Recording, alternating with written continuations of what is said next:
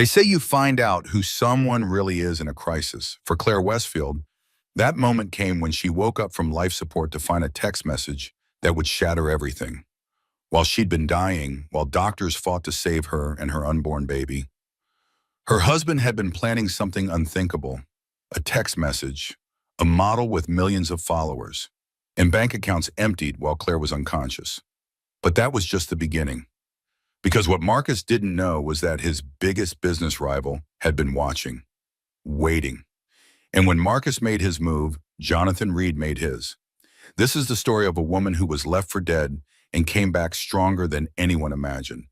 A story of betrayal so calculated it was written in journal entries, of revenge so perfect it didn't need to be planned, and of a second chance that arrived in a $15,000 suit.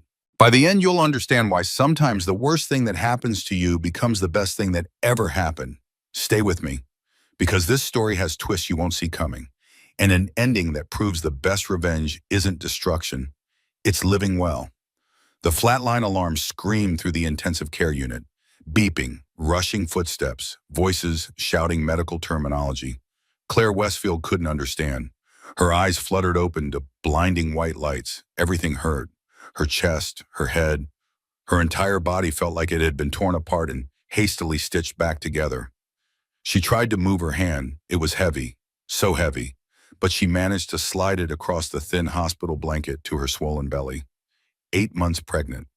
The baby kicked, weak, barely there, but present. "Mrs. Westfield, can you hear me?" A woman's face appeared above her, dark hair pulled back, concerned brown eyes, a white coat. "I'm Dr. Patricia Morrison. You're in the intensive care unit at San Francisco General. You had a placental abruption. We almost lost you both." Claire's throat burned, raw, like someone had scraped it with sandpaper. She tried to speak. Nothing came out except a horrible rasping sound. "Don't try to talk yet," Dr. Morrison said gently. "You had a breathing tube.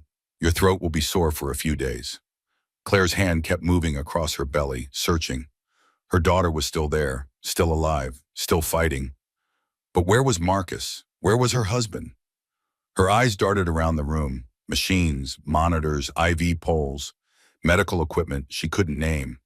But no Marcus, no flowers, no cards, no sign that anyone had been here at all. "You've been unconscious for 18 hours, Dr. Morrison continued. She was checking monitors, adjusting something on the IV line. "The paramedics brought you in yesterday afternoon. You collapsed at the art gallery where you work. One of your colleagues called 911. Yesterday afternoon," Claire tried to remember. She'd been hanging a new exhibit, contemporary sculpture. She'd felt dizzy, reached for the wall, then nothing. A young nurse appeared at her bedside. Kind eyes, name tag reading Lydia. She held out Claire's phone. "This was in your purse. It kept buzzing. I thought you might want it." Claire took the phone with shaking hands.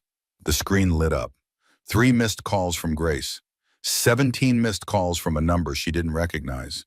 And 1 text message from Marcus, sent 4 hours ago, while she was dying. Her finger hovered over the message. She knew. Somehow she already knew. The way you know the floor is about to drop out from under you. The way you know your life is about to shatter into pieces you'll never put back together quite right. She opened the message. "Claire, I can't do this anymore. I'm leaving. Sienna and I are together now. My lawyer will contact you about the divorce. I've moved my things out. Don't try to reach me." The words blurred, came back into focus, blurred again. The monitors started screaming. Not the flat line, her heart rate, spiking, racing, 200 beats per minute, 210. "Mrs. Westfield," Dr. Morrison grabbed her shoulders. "You need to breathe, deep breaths, in through your nose, out through your mouth. Your heart rate is dangerous. You need to stay calm for the baby." But Claire couldn't breathe, couldn't think, couldn't process what she was reading. He left her. Marcus left her. While she was dying, while their daughter was dying inside her, while she was unconscious and helpless and fighting for both their lives. For someone named Sienna. "Who is Sienna?" The words came out as a croak. Her throat protested every syllable. The nurse, Lydia, exchanged a look with Dr. Morrison. The kind of look medical professionals gave each other when they know something terrible and don't want to be the ones to say it.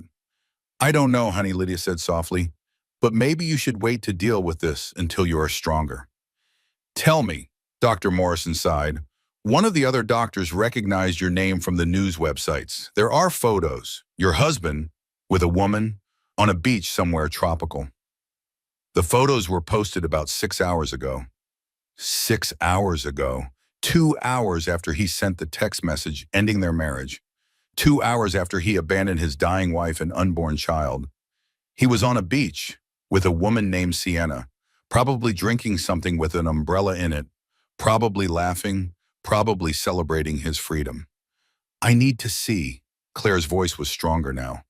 Rage did that, gave you strength when you thought you had none left.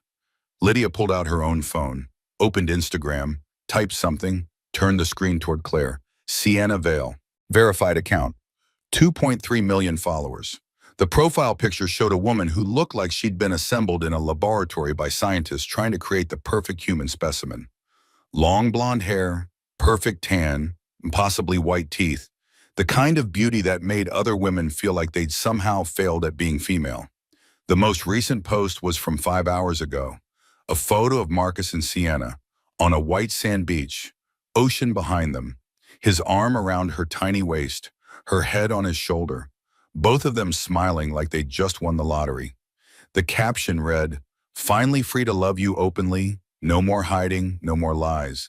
Just us and our future. Hashtag new beginnings. Hashtag true love. Hashtag blessed." Claire's vision tunneled. The edges of the room went dark. The center stayed bright and sharp. That photo, that caption, those hashtags. No more hiding. He'd been hiding. For how long? How long had Marcus been fucking a model while Claire had been growing his child? While she'd been suffering through morning sickness and swollen ankles and the constant fear that something would go wrong with this pregnancy? I'm going to be sick. She was, right there in the hospital bed, all over the thin blanket, all over herself. Lydia rushed forward with towels and that sad, knowing expression Claire would come to recognize over the next few weeks. The look that said she'd seen this before. Men who left, women who broke. The oldest story in the world. Dr. Morrison pressed the call button. More nurses appeared. They cleaned her up efficiently, changed her gown, changed the bedding, moved around her like she was a piece of furniture that needed rearranging. Through it all, Claire stared at the ceiling, counting tiles. 17 of them in her field of vision. She counted them again. Still 17. She counted a third time. Same answer. It was a trick her therapist had taught her years ago when she had panic attacks. Count something. Anything. Give your brain a simple task so it doesn't spiral into the dark places. But the dark places were here now. In this room, in that text message, in that Instagram post of her husband with a woman young enough to be his daughter. The baby's heartbeat is stable, Dr. Morrison said after checking the fetal monitor. But you're still at extremely high risk, complete bed rest, constant monitoring. One wrong move and we could lose her. Can I see her on the ultrasound? Dr. Morrison's expression softened. Better, we can move you to a private room with a continuous fetal monitor. You'll hear her heartbeat all the time. Some women find it comforting. They wheeled Claire to a different room 20 minutes later. It was nicer than the ICU, floor-to-ceiling windows overlooking the city, a view of everything she'd lost. The skyline where she'd built a life with a man who'd been planning to destroy her. The nurse attached the fetal monitor. A few seconds later, the sound filled the room. Whoosh, whoosh, whoosh, her daughter's heartbeat. Strong, steady, fighting. Claire pressed both hands to her belly. "We're going to survive this," she whispered. "We have to." The baby kicked. Once. Twice. Like she was answering, like she was saying as she understood.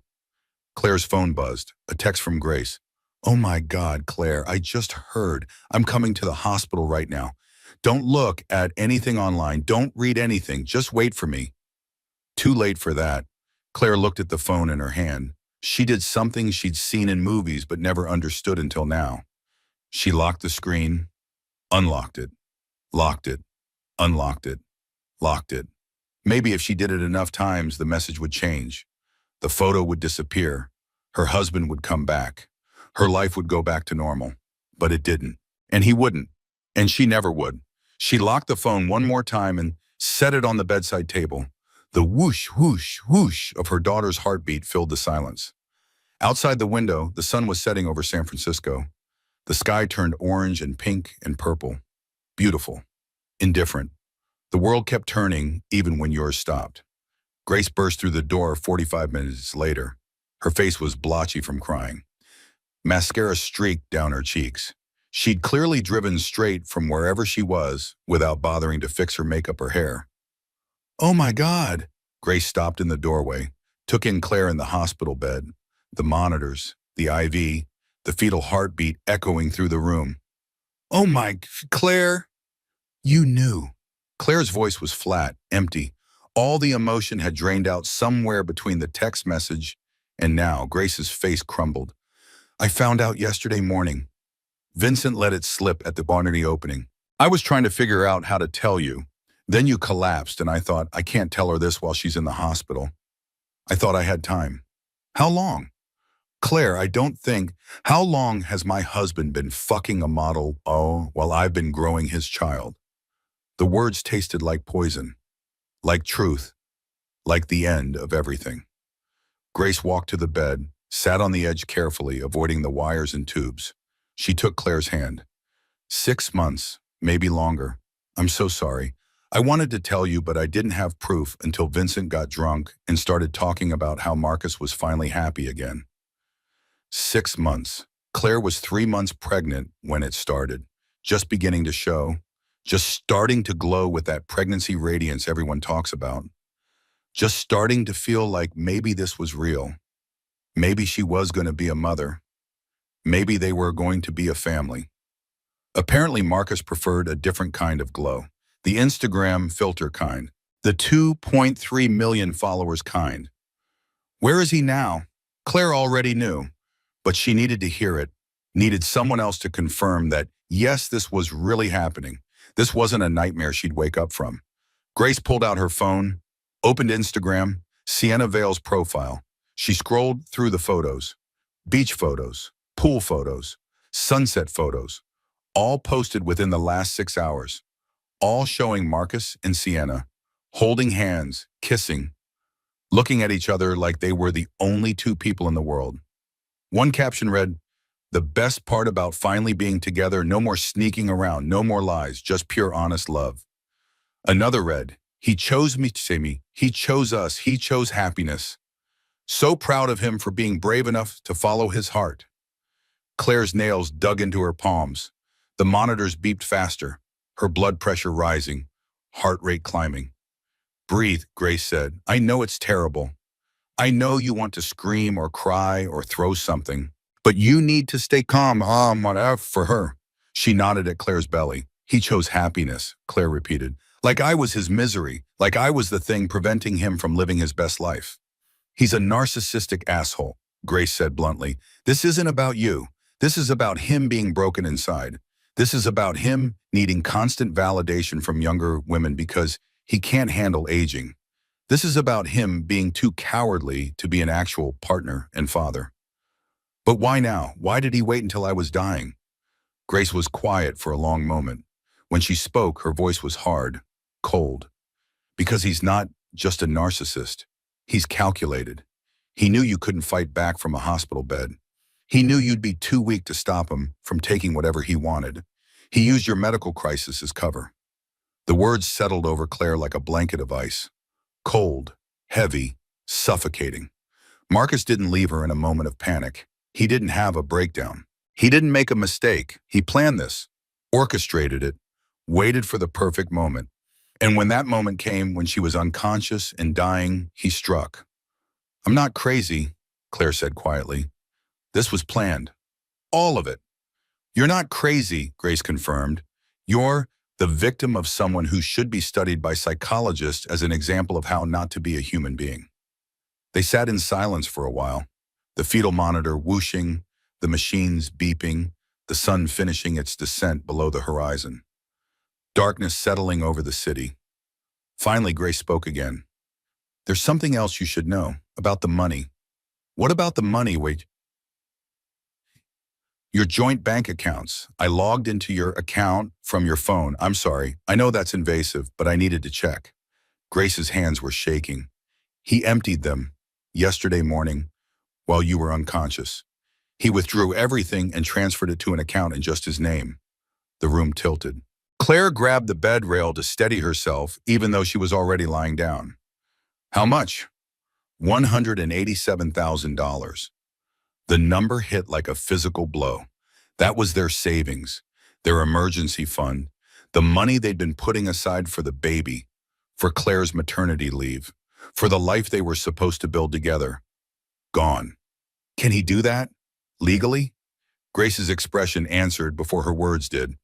I don't know, but apparently he did it anyway. There are laws about this kind of thing, but they take time to enforce. Time he's counting on. Claire closed her eyes. Behind her eyelids, she saw Marcus's face, the way he'd kissed her goodbye before she left for the gallery yesterday morning, the way he'd put his hand on her belly and said, take care of our girl.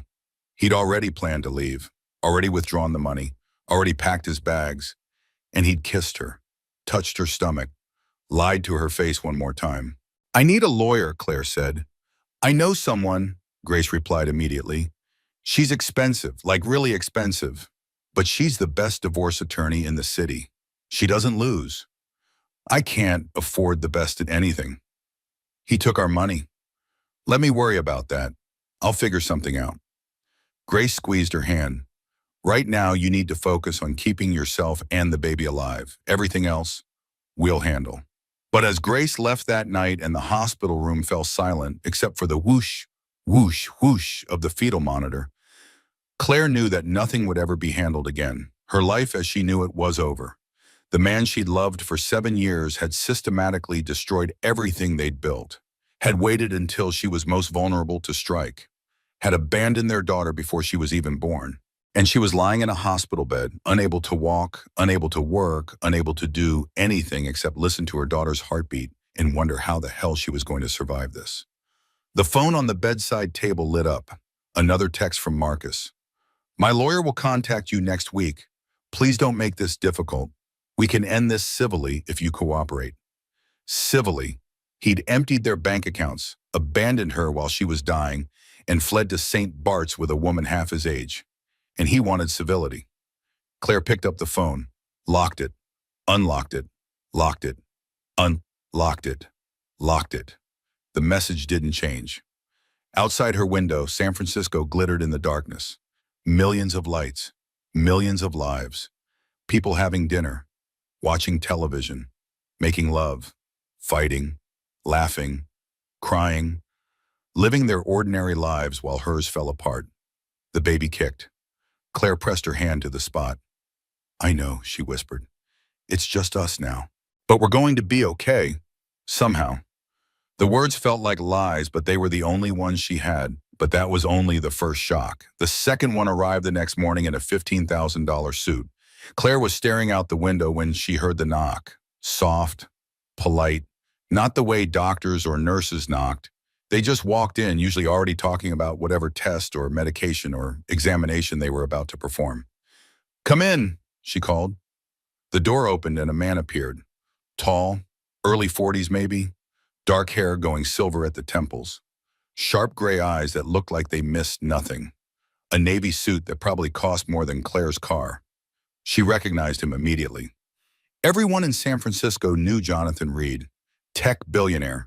Founded a software company in his garage 20 years ago and turned it into a $5 billion enterprise.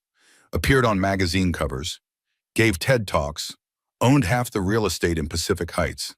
And he was Marcus's biggest business rival. For the past 5 years, Marcus had talked about Jonathan Reed the way people talk about their nemesis in comic books. Always one step ahead, always outmaneuvering him, always winning the clients Marcus wanted. I'm sorry to intrude. Jonathan's voice was surprisingly gentle, not what she expected from a man who regularly crushed competitors. I heard about your situation. I wanted to check on you.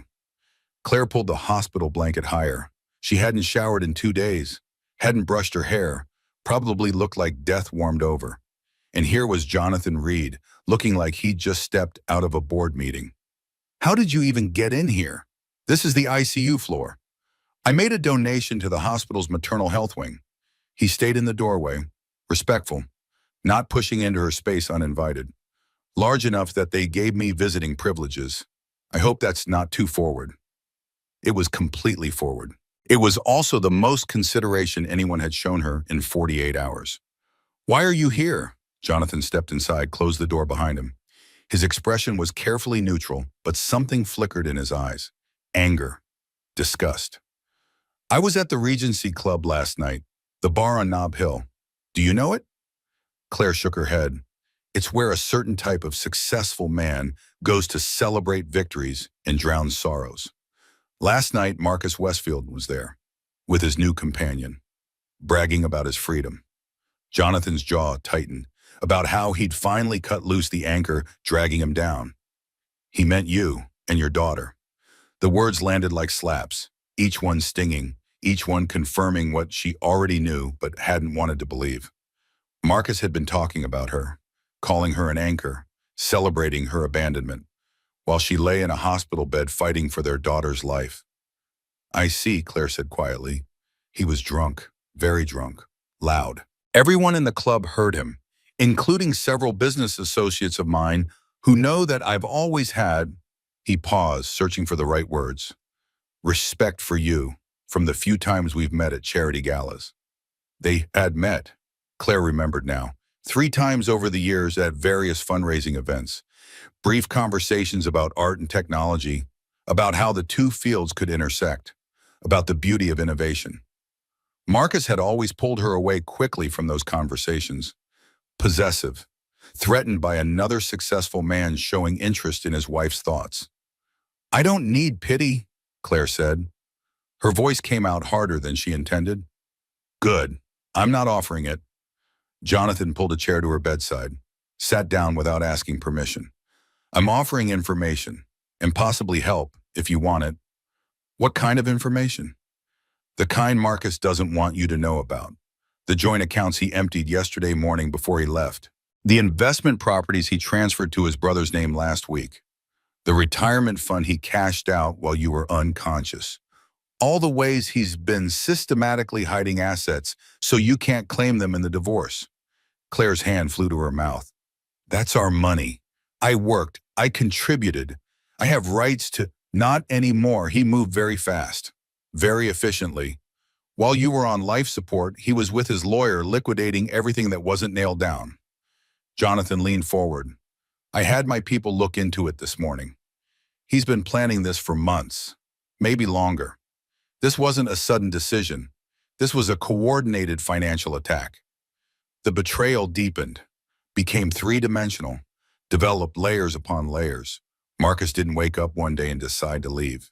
He didn't have a moment of weakness. He didn't fall into Sienna's arms during a vulnerable moment.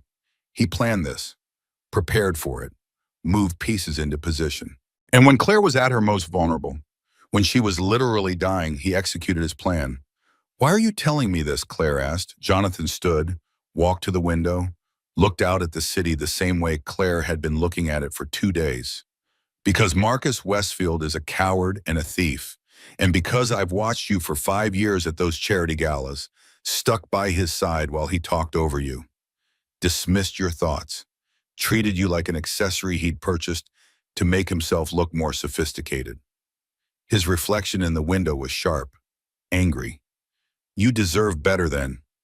You deserve better now. You don't know me. I know you were building something beautiful at the gallery before you got pregnant. I know you single-handedly negotiated the Anders Collection acquisition. I know Marcus took credit for your connections to the art world while you stood there smiling and pretending you didn't mind." Jonathan turned back to face her. "I know more than you think." Claire's heart did something strange, a flutter that had nothing to do with fear or anxiety. Something else, something she couldn't quite name. "What kind of help are you offering?" "The best divorce attorney in the state, already on retainer for you. She can have injunctions filed by tomorrow morning freezing whatever assets Marcus hasn't managed to hide yet." He pulled a business card from his pocket, walked to her bedside, placed it on the table. Her name is Rebecca Crawford. She doesn't lose. Ever. Claire picked up the card. Heavy stock, embossed lettering, an address in the financial district where only the most expensive lawyers had offices. I can't afford this. You're not paying, I am. Why? The question hung in the air between them. Jonathan was quiet for a long moment, the kind of silence that meant he was deciding how much truth to tell. Finally, he spoke. Because 3 years ago, Marcus Westfield stole proprietary code from my company, gutted a project we'd worked on for 2 years, cost us millions in development time. I couldn't prove it in court. His team covered their tracks too well. But I knew. He knew I knew. Jonathan's voice was steel. He destroyed something I built. Now he's destroyed you. The difference is you can still be saved. The room tilted slightly. This wasn't about charity. This wasn't about kindness. This was about revenge. And Claire should care about that, should be worried about being a pawn in someone else's game, should question his motivations and protect herself from being used. But right now, with her daughter's heartbeat whooshing through the monitor and her husband partying in St. Bart's with a woman who probably didn't know the difference between Monet and Manet, she didn't care about motivation. She cared about survival. When can I meet this attorney? Claire asked. Jonathan smiled. It was the first genuine expression she'd seen on his face since he walked in. She's outside in the waiting room. I told her to give me 10 minutes to explain the situation. She's probably timing it on her watch right now. You were that confident I'd say yes? No, I was that hopeful. He walked to the door, opened it, nodded to someone in the hallway. Come meet the woman who's going to destroy Marcus Westfield's life. Rebecca Crawford walked in like a weapon disguised as a woman. Sharp black suit, designer heels that clicked against the floor with authority. Hair pulled back so tight it looked painful. Eyes that assessed Claire in about 3 seconds and apparently found her satisfactory. Mrs. Westfield, she said. No warmth, no sympathy, just business. I'm Rebecca Crawford. Jonathan has briefed me on the basics of your situation. I need to ask you some questions. Some of them will be invasive. Some will be painful. All of them are necessary. Can you handle that? Claire liked her immediately. No coddling, no false promises, no pretending this was going to be anything other than a war. Yes, Claire said. Good. Rebecca set a leather briefcase on the chair Jonathan had vacated, pulled out a tablet and a file folder. Let's start with the damage assessment. How many joint accounts do you have with the Marcus? 4, 1 checking, 1 savings, 2 investment accounts. Balances as of last week? Claire's voice shook slightly. $312,000 combined. Rebecca typed without reaction, like that much money being stolen was just another Tuesday. Property? The house. We bought it 2 years ago. Both our names on the deed. Mortgage? We owe $400,000. Cars? His Mercedes, my Range Rover, both leased. Retirement accounts? His 401k through the law firm, my IRA from the gallery, combined maybe $200,000. Rebecca's fingers flew across the screen. She pulled up documents, bank statements, property records, things Claire didn't know lawyers could access so quickly. Here's what we know so far, Rebecca said. Your joint checking and savings accounts were emptied 3 days ago. $187,000 withdrawn in a single transaction, transferred to an account in your husband's name, only at a different bank. Claire felt the air leave her lungs. Grace had said it was bad, but hearing it confirmed by a lawyer made it real, made it permanent. That can't be legal, she whispered. It's not, but it takes time to prove, time to file motions, time to get court orders, time he's counting on you not having. Rebecca swiped to another screen. The investment accounts were liquidated yesterday morning, another $125,000, also transferred to his personal account. What about my IRA? Untouched, it's in your name only. He can't access it without your signature or a court order. Rebecca looked up, sharp, assessing. Did you sign anything recently? Any documents Marcus said were about insurance or beneficiaries or updating your estate planning? Claire's blood ran cold, actual ice in her veins. Last month, she said slowly, he said we needed to update our life insurance policies after the pregnancy. Make sure everything was in order in case something happened. I signed 3 forms. Didn't read them. I was tired. The baby kept kicking. I just wanted to go to bed. Damn it, Rebecca said it like a professional diagnosis. Not angry, just disappointed that her job just got harder. He probably got you to sign a spousal waiver on your retirement account, or a document giving him power of attorney, or both. I'll need to see those papers. They're at the house, in his office, in the file cabinet. The house you no longer have access to because he changed the locks. How convenient. Rebecca set down the tablet, folded her hands. Looked Claire directly in the eye. Here's the reality, Mrs. Westfield. Your husband has been planning this for months, maybe even longer. He systematically positioned assets, got necessary signatures, prepared for his exit, and then he waited for the perfect moment. Your medical crisis gave him cover for cruelty. No one questions a man who leaves during a difficult time. They just assume the stress got to him. Claire's hands were shaking. She pressed them flat against the hospital blanket, tried to stop the trembling. Failed. What about the house? We'll fight for it, but here's the problem. You're not working right now. You can't pay the mortgage alone.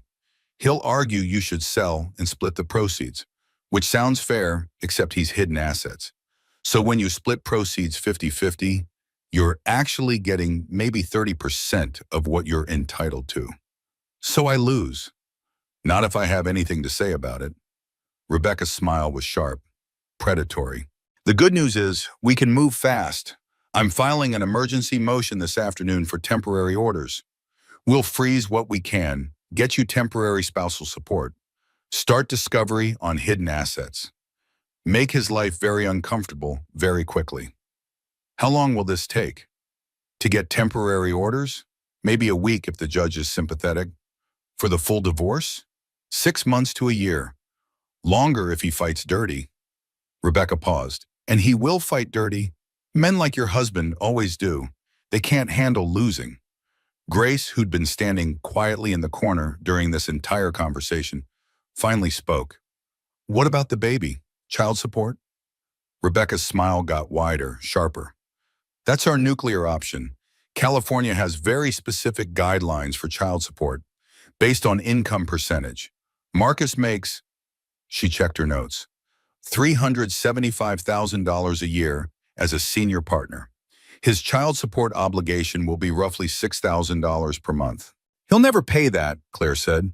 He doesn't have a choice, unless he wants his wages garnished, his bank accounts levied, his professional reputation destroyed when every judge in the county knows he's a deadbeat dad. Rebecca started packing up her tablet. Here's what I need from you. Every document you can remember signing in the last year. Every financial statement. Every email or text message where Marcus discussed money. Every receipt for joint purchases. Everything. It's all at the house. Then we go to the house. Rebecca stood, brushed imaginary lint from her immaculate suit. Jonathan already arranged access. I'll meet with the property manager tomorrow morning.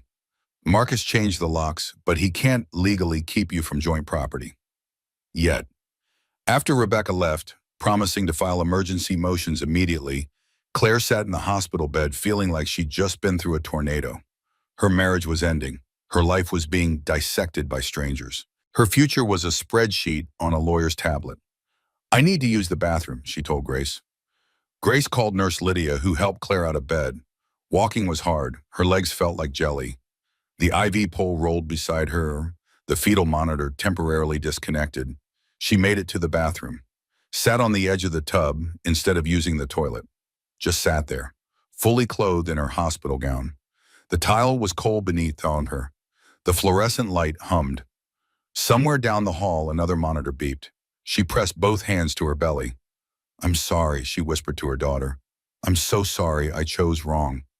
I'm sorry you'll be born into this mess. I'm sorry your father is a coward who planned to abandon you before you even took your first breath. The baby kicked. Once. Twice. 3 times. Strong kicks. Angry kicks, maybe. Or maybe kicks that said, we're still here. We're still fighting. We're not giving up. Claire finally stood, splashed cold water on her face, looked at herself in the mirror. She looked terrible, pale, exhausted, broken, but alive. Still alive. She returned to bed. Lydia reconnected the fetal monitor. The whoosh, whoosh, whoosh filled the room again. That evening, Jonathan returned. He brought food from Bella Vista, the Italian place on Montgomery Street, the one Claire had mentioned once 3 years ago at a charity gala. The one where she'd told Jonathan about their penne arrabbiata with just enough red pepper to taste the heat without overwhelming the dish. He remembered. Marcus never remembered her food preferences, never remembered anything she said unless it directly benefited him. "You didn't have to do this," Claire said, as Jonathan set up containers on the rolling tray table. "I know I didn't have to. I wanted to." He pulled the chair close to her bed, sat down. "How are you feeling?" "Like my entire life just exploded and I'm standing in the wreckage trying to figure out which pieces are worth keeping." That's actually a very accurate description of divorce. Jonathan opened the pasta container. The smell made Claire's stomach rumble. She hadn't eaten since before the collapse. "Rebecca is good, the best. If anyone can protect you, it's her." "Why are you doing this?" The question came out as a whisper. "Really doing this? Not the revenge story about Marcus stealing your code. The real reason." Jonathan was quiet for a long moment. He stared at the food without seeing it.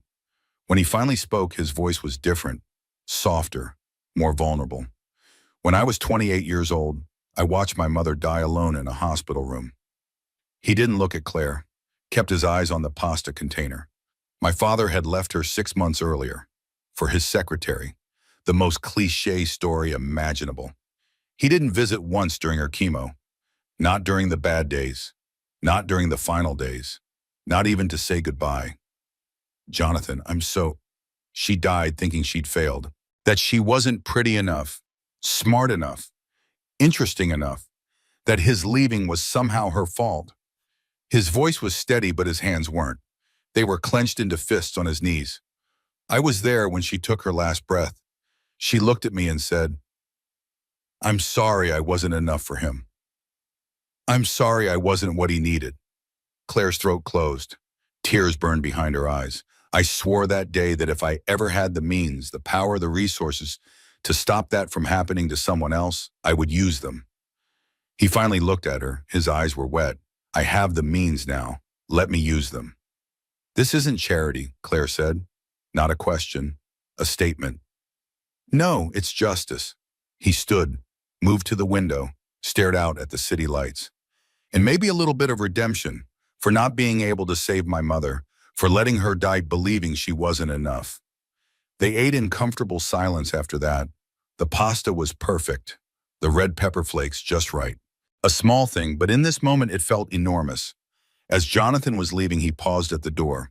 "Marcus made the biggest mistake of his life," he said quietly. "Not just morally, strategically. He made an enemy of me, and I don't lose." After he left, Claire lay in the dark hospital room listening to her daughter's heartbeat.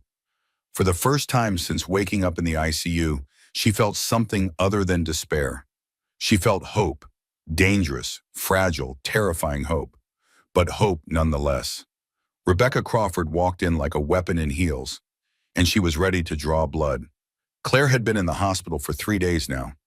3 days of monitoring, 3 days of bed rest, 3 days of watching her world burn down around her while she lay helpless in a hospital bed. Rebecca arrived at 8 in the morning, carrying 3 file boxes. "Good news and bad news," she said, setting the boxes on the empty chair.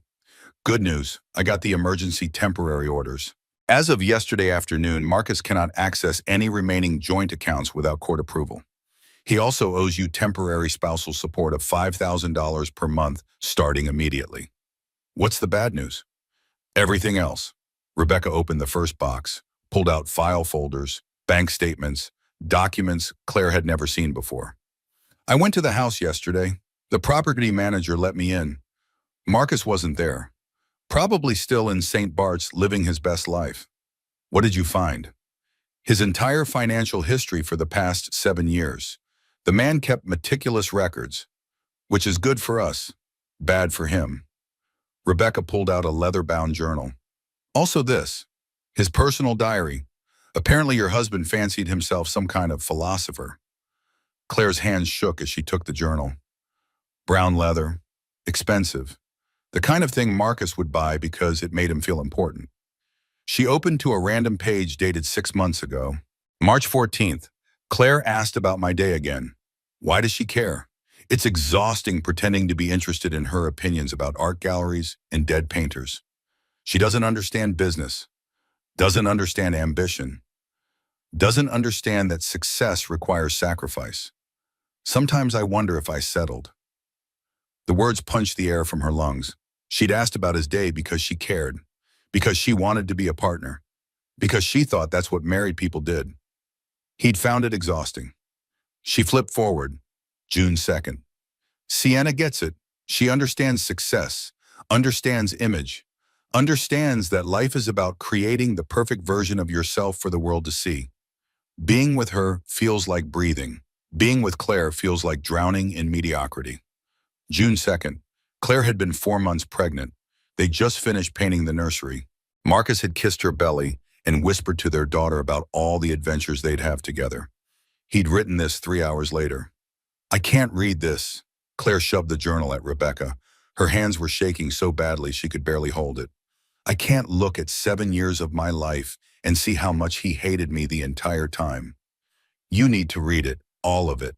Rebecca's voice was clinical, professional, no sympathy, just facts. Because it's evidence, evidence of premeditation, evidence of systematic planning, evidence that this wasn't a sudden decision, but a calculated abandonment, time for maximum devastation. Grace, who'd been sitting quietly in the corner reading on her phone, looked up. How much is in there? 7 years of entries, not daily but frequent, enough to establish a pattern. Rebecca pulled out more documents. He also kept detailed financial records. Every account, every transaction, every asset, the man was meticulous. Well, that helps us, right? Grace asked.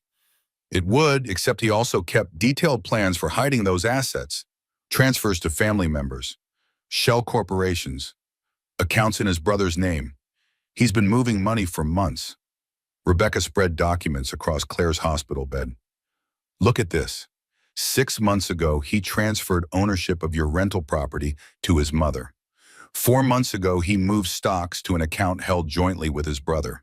3 months ago, he opened a new account at a different bank and started siphoning money there. Claire stared at the papers. Numbers, dates, her signature on documents she didn't remember signing. He forged my signature. On at least 12 documents that I found, maybe more. Rebecca pointed to one paper. See this? Transfer of deed for the rental property? That's not your signature. It's close, but the loop on the L is wrong, and you dot your I's with circles. This doesn't. Claire felt sick, actually physically ill. Can we prove that? We can try, but forgery cases are hard. We'd need a handwriting expert. Cost thousands of dollars. Take months. Rebecca organized the papers into neat piles. But we don't need to prove forgery to prove he's an asshole. We just need to show the pattern. Show he systematically hid assets while you were pregnant and dependent. Show he planned this abandonment while pretending everything was fine. Grace stood up and moved closer to the bed, looked at the documents. What's this one? Rebecca's expression went dark. Actually dark, like a storm cloud passing over her face. That's a life insurance policy. $2 million, taken out 3 months ago. The insured is Claire. The beneficiary is Marcus. The room went silent except for the beeping of machines and the whoosh, whoosh, whoosh of the fetal monitor. He took out life insurance on me? Claire's voice sounded strange, distant, like someone else was speaking. $2 million.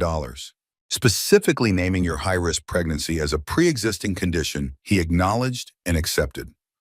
Rebecca handed Claire the policy. Look at the date. March 3rd, you were 3 months pregnant. Just diagnosed with the placental abnormality that made this pregnancy high risk. Claire looked at the policy, the numbers blurred, came back into focus, blurred again. Marcus had bet on her dying, had seen her high-risk pregnancy and thought, opportunity, had calculated how much money he'd make if she died during childbirth. Read his journal entry for that day, Rebecca said quietly. Claire didn't want to see what he'd written on the day he decided her death was worth $2 million. But she opened the journal anyway. found March 3rd. Took out life insurance on Claire today. 2 million if something happens during childbirth. Terrible thought, but practical. The pregnancy is high risk. The doctor said there's a 20% chance she won't survive delivery. If the worst happens, at least I'll be financially secure. Sienna and I could start our life together without money stress. The baby kicked, hard, like she knew. Like she understood that her father had been hoping they'd both die so he could collect insurance money and start fresh with his mistress. He wanted us dead, Claire whispered. Not just gone, dead. Grace made a sound like a wounded animal. Oh my God, Claire. Rebecca's expression was granite. This is attempted financial exploitation, maybe even criminal. We can use this. To do what? Prove my husband is a monster? I already know that. To destroy him in court, to make sure he never works as a lawyer again, to ensure you get every single penny you're entitled to and then some. Rebecca started organizing documents into folders. This changes everything. This isn't just a divorce. This is systematic financial abuse with potential criminal implications. Claire felt something shift inside her, something cold and hard settling into place where her heart used to be. The grief was still there, the hurt, the betrayal. But underneath it all was something new, rage, pure, cold, calculated rage. I want him to lose everything, she said. Her voice didn't sound like her own. His money, his reputation, his career, everything. Good, Rebecca said, because that's exactly what we're going to take. Claire did that thing she always did when overwhelmed. She counted ceiling tiles, 17, floor tiles visible from the bed, 23, buttons on Rebecca's suit jacket, 6, files in the box, 14. It didn't help. The numbers didn't make anything better, but they gave her brain something to do other than spiral into the darkness. After Rebecca left to file additional motions, Claire asked Lydia to help her to the bathroom again. She sat on the edge of the tub, fully clothed, cold tile beneath her, fluorescent light humming overhead. The fetal monitor's sound echoed from the other room. Whoosh, whoosh, whoosh. She pressed both hands to her belly. Your father took out a life insurance policy hoping we'd die, she whispered. He bet $2 million on our deaths. That's who he is. That's what we're dealing with. The baby kicked, strong, insistent. I know, Claire continued. We're still here. We're still fighting. And we're going to make sure he regrets every single decision that led to this moment. She stayed in the bathroom for 15 minutes. Grace knocked twice. Claire told her she was fine. She wasn't fine, but she would be, eventually. When she came back to bed, Jonathan was there. He'd brought dinner again, Thai food this time, from the place near her old apartment, the one she'd lived in before Marcus convinced her to move into his place in Pacific Heights. How did you know I liked Thai food, she asked. You mentioned it 4 years ago at the museum gala. You said you missed the Thai place near your old apartment, but Marcus didn't like spicy food, so you never went anymore. 4 years. He remembered something she'd said 4 years ago. Marcus couldn't remember what she'd said 4 minutes ago. They ate in silence for a while. The pad thai was perfect. The right amount of peanuts, the right amount of lime. Small things, but right now, small things felt enormous. Rebecca showed me the journal, Jonathan finally said, and the life insurance policy. So now you know, my husband didn't just want to leave me. He wanted me dead. I know he's a monster, and I know we're going to destroy him. Jonathan's voice was steel. When Rebecca first told me about the life insurance, I wanted to fly to St. Bart's, find him on that beach, throw him into the ocean. Let him see what drowning actually feels like. But you didn't. No, because that would be satisfying for about 5 minutes. What I'm planning will be satisfying for decades. He looked at her directly. We're going to take everything from him, Claire. His money, his reputation, his career, his dignity, everything, and we're going to do it legally, methodically, with maximum devastation. Why? The question came out smaller than she intended. Why do you care so much? This can't just be about revenge for stolen code. Jonathan was quiet for a long moment. When he spoke, his voice was different, vulnerable in a way she hadn't heard before. My mother died believing she wasn't enough, that my father left because she failed somehow. I couldn't save her, couldn't convince her that his leaving was about him being broken, not about her being insufficient. He met her eyes. But I can save you, can make sure you never doubt your worth, can prove that Marcus leaving says everything about him and nothing about you. Claire's throat closed. Tears burned behind her eyes, but she refused to let them fall. Not yet. She'd fallen apart enough for one day. Thank you, she whispered, for seeing me, for remembering things I said years ago, for caring when my own husband doesn't. He's an idiot, Jonathan said simply, and he's about to find out exactly what it costs to underestimate you. That night, after Jonathan left and Grace went home to get some sleep, Claire lay in the dark hospital room and did something she never thought she'd do. She read Marcus's entire journal. Every page, every entry, every casual cruelty, every calculation, every assessment of her worth. 7 years of their relationship through his eyes. 7 years of him cataloging her failures, her inadequacies, all the ways she didn't measure up to his standards. September 12th, Claire wants to go to that gallery opening. I said no. She doesn't understand that networking with artists won't help my career. She doesn't get it. December 20th, Claire's upset I'm working late again. Doesn't she understand I'm building our future? Her needs are exhausting. February 8th, Claire asked if we could try for a baby. I said yes, even though I don't want children. But it makes her happy, and happy wives are easier to manage.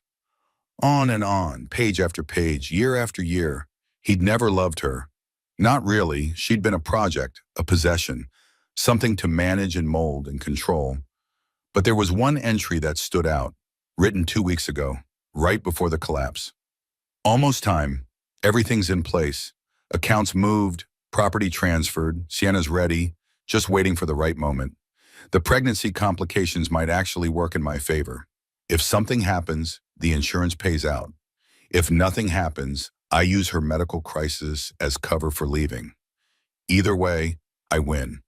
The hardest part is admitting I knew all along. I knew Diane hated me. I knew Marcus prioritized his mother's opinion over mine. I knew their relationship was unhealthy. I just didn't want to believe I'd married a man who would always choose mommy over me, or that he was capable of this level of calculated cruelty. Claire closed the journal, set it on the bedside table, stared at the ceiling. She should feel destroyed, should feel like her entire life had been a lie. Instead, she felt something different. Clarity. For 7 years, she'd twisted herself into knots trying to be enough for Marcus, trying to be smarter, prettier, more interesting, less needy, exhausting herself trying to be someone he could love. But he was never capable of loving anyone. He was only capable of using people. And now he'd made a fatal mistake. He'd left her alive. The house held more secrets than Claire realized. But first, she had to survive what everyone else discovered. Word spread fast in their social circle. By day 3 of Claire's hospital stay, the gossip machine was running at full capacity. Marcus and Sienna were Instagram official. Photos flooded social media every few hours. Beach photos, pool photos, candlelit dinner photos, all with captions about new beginnings and true love and finally being free. Claire's phone exploded with messages. Most were performative sympathy. I'm so sorry this happened to you. If you need anything, I'm here. Men are such trash. Empty words from people who would ghost her within a month, who would stop inviting her to dinner parties because divorced women made couples uncomfortable, who would slowly fade from her life like she'd never existed. But some messages cut deeper. Diane Westfield sent a group text to Marcus's entire family at 9 in the morning on day 4. I want everyone to know that I fully support my son's decision to pursue happiness. That girl trapped him with a pregnancy, trying to secure her financial future. Now he's finally free to find real love with someone who actually understands him. Sienna is a breath of fresh air after years of Claire's manipulative behavior. We welcome her to the family with open arms. That girl, as if Claire was a stranger, a gold digger, a conniving woman who'd trapped Marcus with a pregnancy. Never mind that Marcus had begged her to start trying for a baby. Never mind that he'd been the one pushing for it. Never mind that she'd wanted to wait another year. Grace saw Claire reading the message, grabbed the phone out of her hands. Don't give her that power. Grace deleted the message, blocked Diane's number. She's protecting her precious boy's reputation. Classic narcissist mother move. She knows what he did is inexcusable, so she's rewriting history to make you the villain. She called me a gold digger who trapped her son with a pregnancy. She's a delusional woman who raised a sociopath and refuses to admit she failed as a parent. Grace sat on the edge of the bed. Let me tell you something about Diane Westfield. I've been photographing her charity events for 3 years. I've watched her.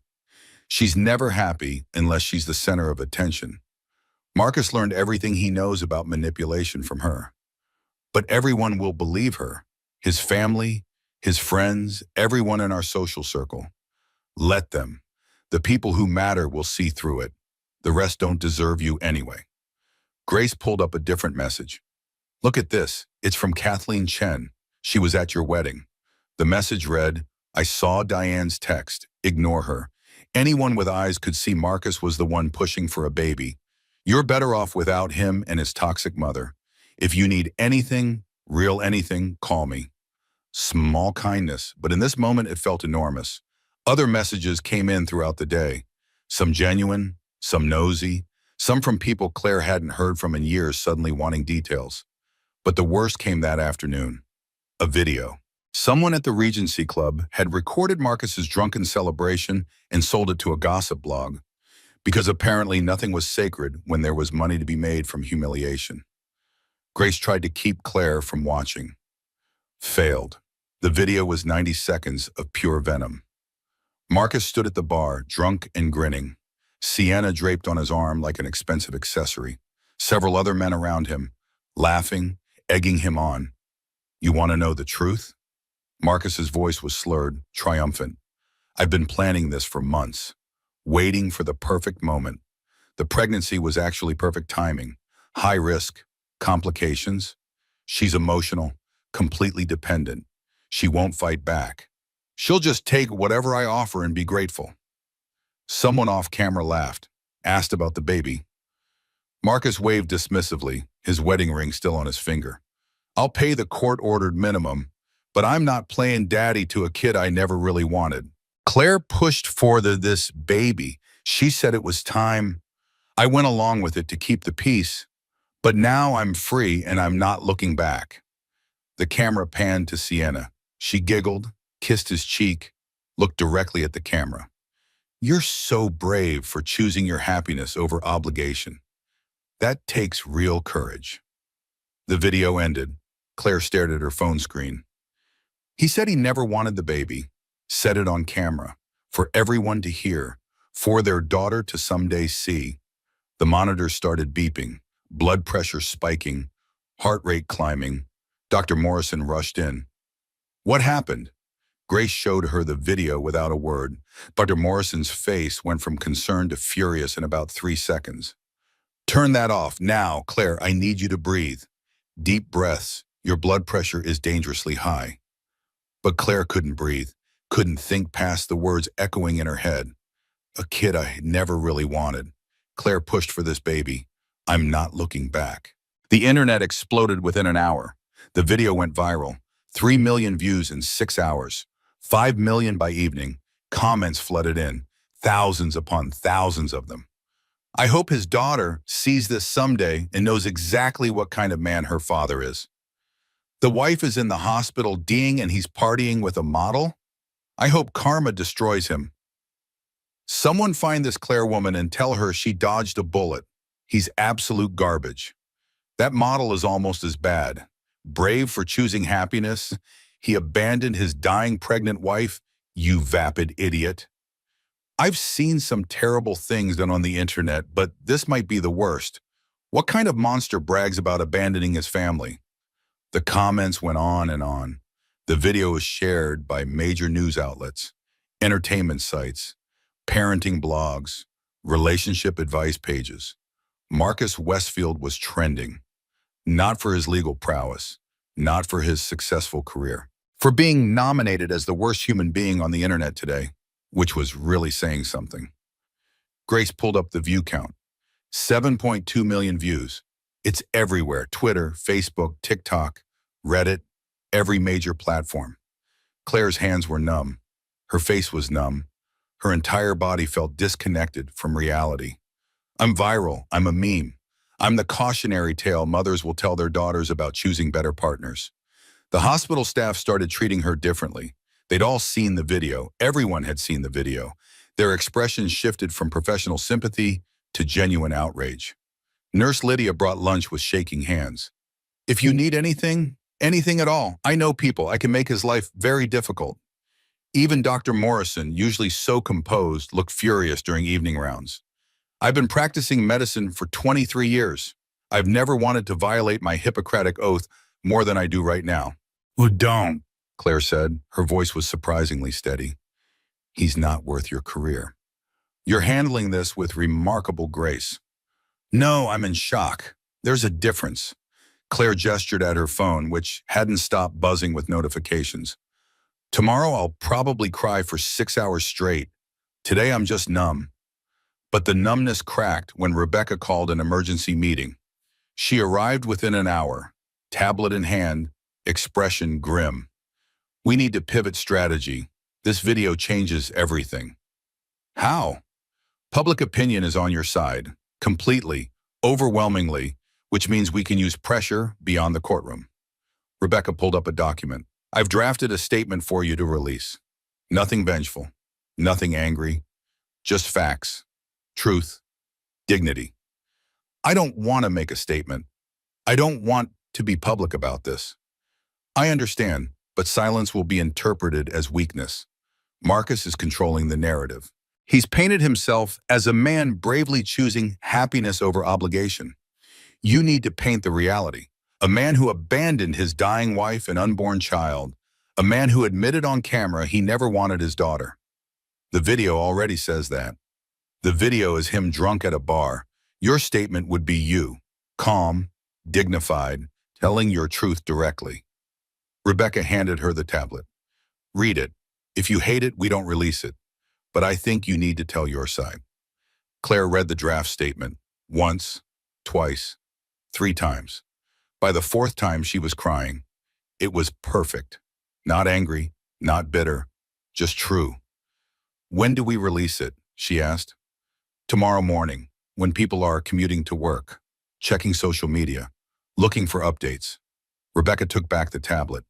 It'll go viral within minutes, I guarantee it. That night at 3 in the morning, Claire had her breakdown, the one she'd been holding back, the one building like a tsunami behind a dam. It started with tears, silent at first, then racking sobs that shook the hospital bed. Nurse Lydia heard it during rounds, didn't say anything, just sat in the chair next to the bed and held Claire's hand while she fell apart. He said he never wanted the baby. The words came out between gasping sobs. He said it on camera, for everyone to hear, for her to someday see. How do I tell my daughter that her father publicly declared she was unwanted before she was even born? You tell her that her father is a small, broken man who couldn't recognize the gift he was given. Lydia's grip tightened on Claire's hand. You tell her she was so loved by her mother that you fought through hell to bring her into the world. But the whole world knows now. There's video evidence, permanent record. She'll grow up knowing her father wished she didn't exist.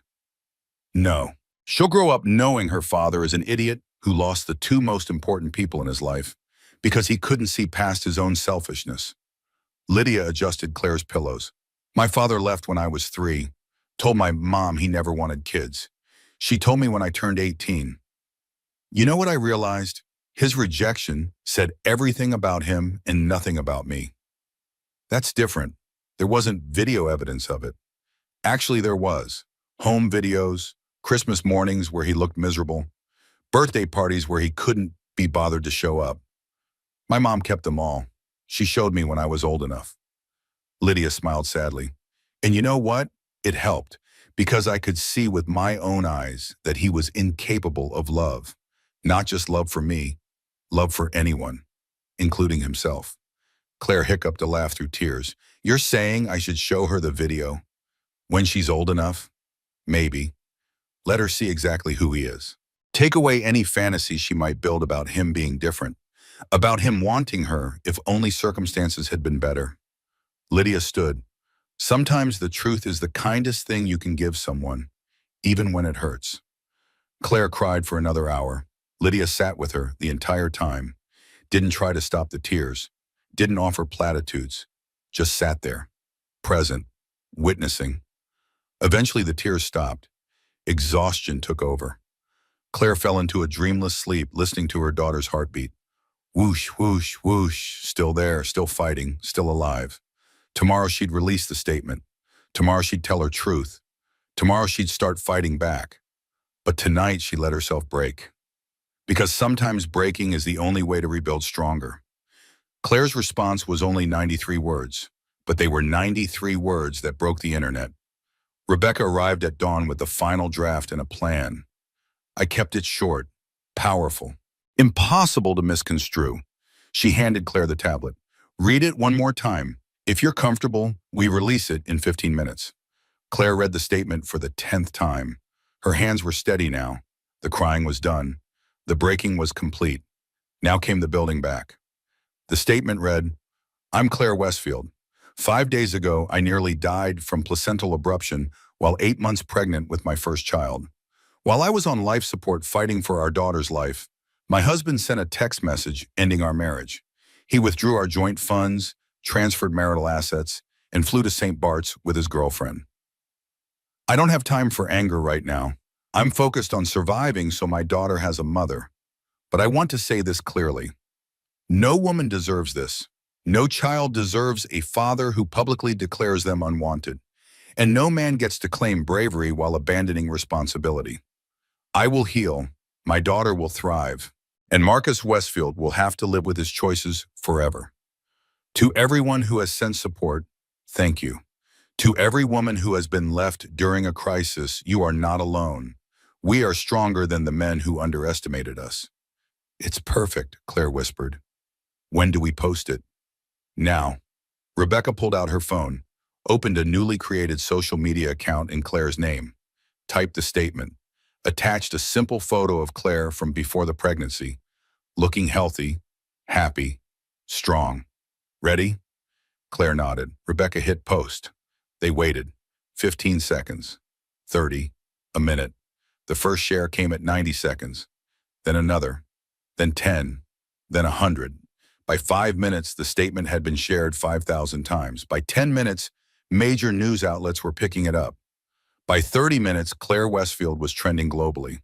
The response was overwhelming. Comments flooded in, thousands upon thousands of them.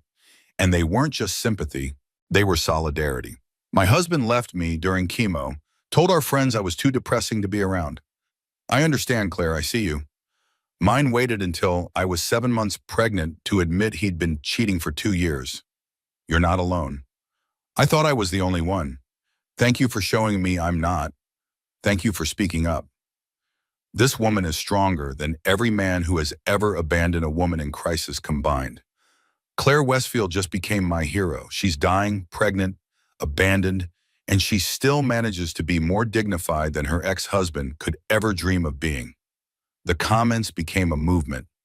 Women sharing their stories, supporting each other, creating a collective voice that drowned out the trolls and the Marcus defenders. Because there were Marcus defenders. Of course there were. She probably deserved it. Women always play victim. Maybe he left because she was crazy. Pregnant women are emotional. Gold digger trying to steal his money through public sympathy. But for every defender, there were 100 women shutting them down. Found the guy who's never been in a healthy relationship. Tell us you abandon women without telling us you abandon women. The misogyny is strong with this one. Blocked. Grace read comments aloud, alternating between crying and laughing. Listen to this one. Claire Westfield wrote 93 words and destroyed her ex-husband more thoroughly than any lawyer ever could. Even Sienna's Instagram got flooded. Her carefully curated photos of beach sunsets and designer handbags were now bombarded with comments. How does it feel to be with a man who abandoned his dying wife. The karma is coming, honey, and it won't be Instagram filter pretty. You're not brave. You're complicit in cruelty. I hope you're worth destroying a family over. Spoiler, you're not. Sienna made her account private within 6 hours. Too late. Screenshots were everywhere. Her follower count started dropping. Brands started quietly removing her from campaigns. The gossip sites had new headlines by afternoon. Abandoned wife's dignified response puts cheating husband to shame. Claire Westfield's statement is everything we need to hear. Model Sienna Vale faces backlash after role in pregnancy abandonment. Jonathan visited that evening, found Claire sitting in the dark, just sitting, staring out at the city lights, not crying, not sleeping, just existing in the space between catastrophe and survival. "You okay?" he asked quietly. "I don't know," she answered honestly. "I don't know what okay feels like anymore. My normal was shattered. I'm building a new normal from pieces of the old one, but I don't know what shape it's supposed to take." He sat in the chair next to her bed, didn't offer platitudes, didn't try to fix anything, just sat there. Sometimes silence is the most honest response. They sat like that for 20 minutes, just existing together. The fetal monitor whooshing, the city lights glittering through the window. Two people in the wreckage of different disasters, finding strange comfort in shared silence. Finally, Jonathan spoke. "You're going to be okay. Not today, maybe not tomorrow, but eventually." "How do you know?" "Because you're still fighting, still showing up, still refusing to disappear quietly." He looked at her directly. "Marcus thought he could discard you like you were nothing. You just proved you are everything." But Marcus responded to Claire's statement with characteristic arrogance. His lawyer released a counter-statement at 10 p.m. Mr. Westfield is saddened by his ex-wife's attempts to manipulate public opinion through social media. The truth is, their marriage had been over for years. He has every right to pursue happiness with someone who shares his values and vision for the future. So, Westfield's medical condition, while unfortunate, does not obligate Mr. Westfield to remain in an unhappy marriage. He intends to fulfill his legal obligations to his child while maintaining appropriate boundaries with his former spouse. He asked for privacy during this difficult transition. The statement made everything worse for him. Comments exploded again. Their marriage was over for years, but he got her pregnant 8 months ago.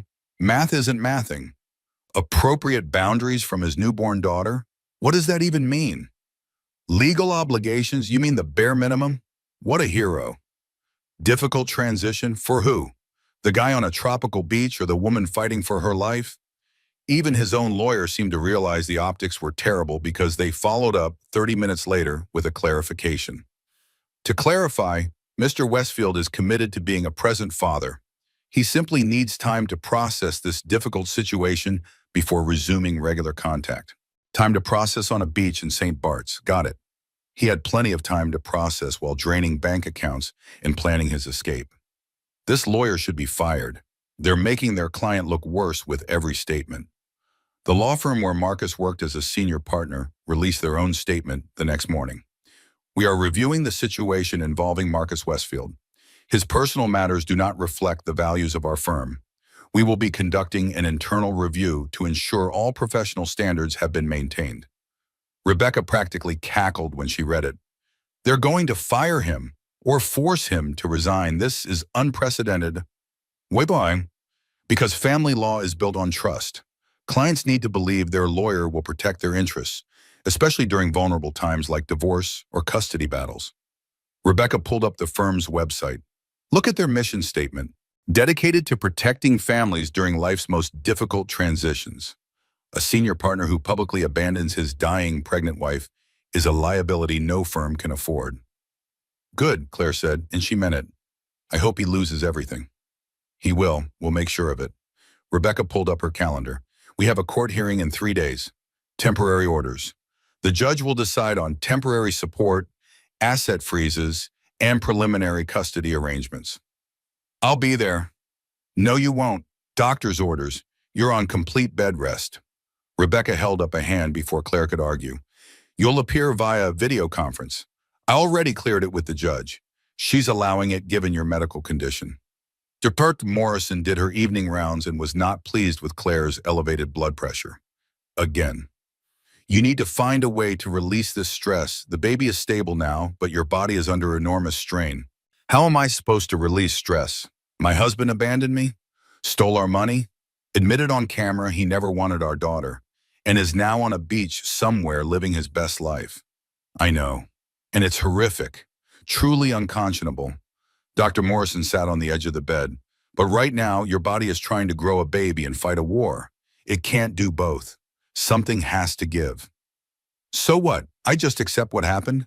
Let it go? Forgive him? God, no. Never forgive him. He doesn't deserve forgiveness. Dr. Morrison's expression was fierce. But find a way to put the anger somewhere other than your body. Journal. Talk to friends. Scream into pillows. Whatever works, because right now your blood pressure is high enough to cause another placental abruption. If that happens, we'll lose the baby. Maybe you too. The words were a bucket of ice water, reality crashing back. Claire wasn't just fighting Marcus. She was fighting her own body, fighting to keep her daughter alive long enough to be born. Okay, she whispered, I'll try. That night, Grace brought her a journal, plain leather, nothing fancy. Dr. Morrison called me, said you need to start writing things down, getting them out of your head. I don't know what to write. Anything, everything. It doesn't have to be profound, just true. Grace set the journal on the bedside table. Write about how you're feeling, what you're thinking, what you want to say to Marcus but can't. After Grace left, Claire opened the journal, stared at the blank page. She wrote, I deserve better than this. I deserved a partner, not a predator. I deserved love, not calculation. I deserved honesty, not a 7-year con. And I definitely didn't deserve to have my pain turned into entertainment for strangers. But I'm grateful. Grateful that Marcus left before the baby was born. Grateful I found out who he really was before wasting more years. Grateful that my daughter will never know what it's like to have a father who pretends to love you while planning your destruction. We're going to be okay. Not today, not tomorrow, but someday. And that someday is worth fighting for. She fell asleep with the journal on her lap and her daughter's heartbeat filling the room. Whoosh, whoosh, whoosh, still here, still fighting, still refusing to give up. Tomorrow would bring new battles, but tonight they'd survived another day, and that was enough. But mercy wasn't the victory Claire needed. What happened next would change everything. 2 weeks passed, 14 days of monitoring, 14 days of bed rest, 14 days of watching Marcus's life continue on Instagram while hers remained frozen in a hospital room. The baby's heart rate stabilized, but Claire was still at high risk. Dr. Morrison extended bed rest indefinitely. No going home, no returning to normal life. Just hospital rooms and monitors and waiting. Marcus's lawyer filed a motion to delay all divorce proceedings until after the baby was born. Claimed his client couldn't negotiate properly while emotions were running high. Rebecca tore the motion apart in her written response. Opposing counsel's client managed to negotiate asset transfers, lease agreements, and international travel arrangements while his wife was unconscious. He can certainly negotiate a fair divorce settlement now that she's awake. This is a transparent attempt to delay inevitable consequences. The judge agreed. Proceedings would continue.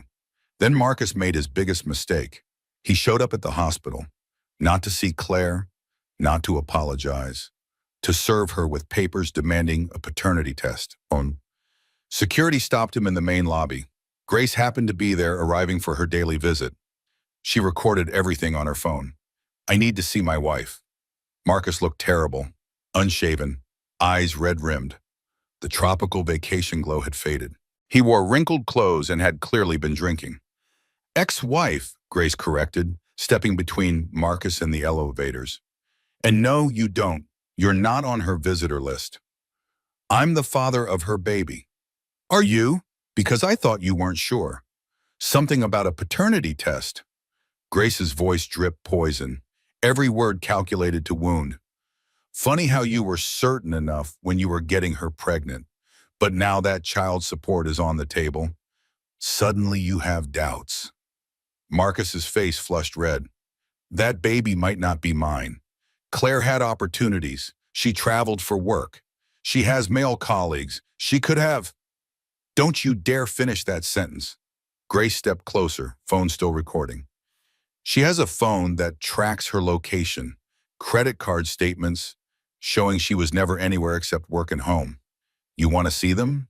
Because we have them. All of them. You have no right to. Your soon-to-be ex-wife's lawyer has every right. Discovery is a beautiful thing. Grace pulled out her own phone, showed him something on the screen. But you know what else we have? Receipts from hotels across the city, charges to your credit card for 2 dinners, 2 bottles of champagne, while your pregnant wife was home alone thinking you were working late. The color drained from Marcus's face. Those are confidential financial records. You can't access, except we did, legally, through proper channels. Every hotel, every dinner, every time you told Claire you were working late while you were actually with Sienna. Grace turned the phone to show security guards, who were now very interested in this conversation. We have 11 months of receipt. Want to guess how many coincide with nights you told your wife you were at the office? Marcus grabbed for the phone. Grace stepped back. Security moved forward. Sir, you need to leave, one guard said firmly. I have a right to see my wife, to discuss our child. You have a right to contact her through your lawyer, which is what her lawyer told your lawyer yesterday. The guard gestured toward the door. Leave now or we'll call the police. Marcus looked at Grace, at the phone still recording, at the security guards closing in. He seemed to make a calculation. Decide retreat was better than arrest. Tell Claire this isn't over.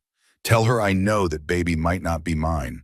Tell her she's not getting a penny more than the law requires. I'll tell her you're a coward who can't face the consequences of your own actions, Grace said sweetly.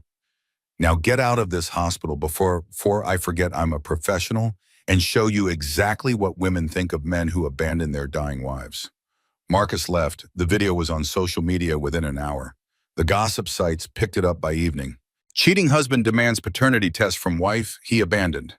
Marcus Westfield shows up at hospital to serve dying wife with papers. New low, model's boyfriend accuses pregnant wife of cheating. Even his mother, Diane, released a statement. Weak, insufficient, but something. My son's behavior has become unrecognizable to me. I raised him to be better than this. I'm deeply disappointed. Too little, too late.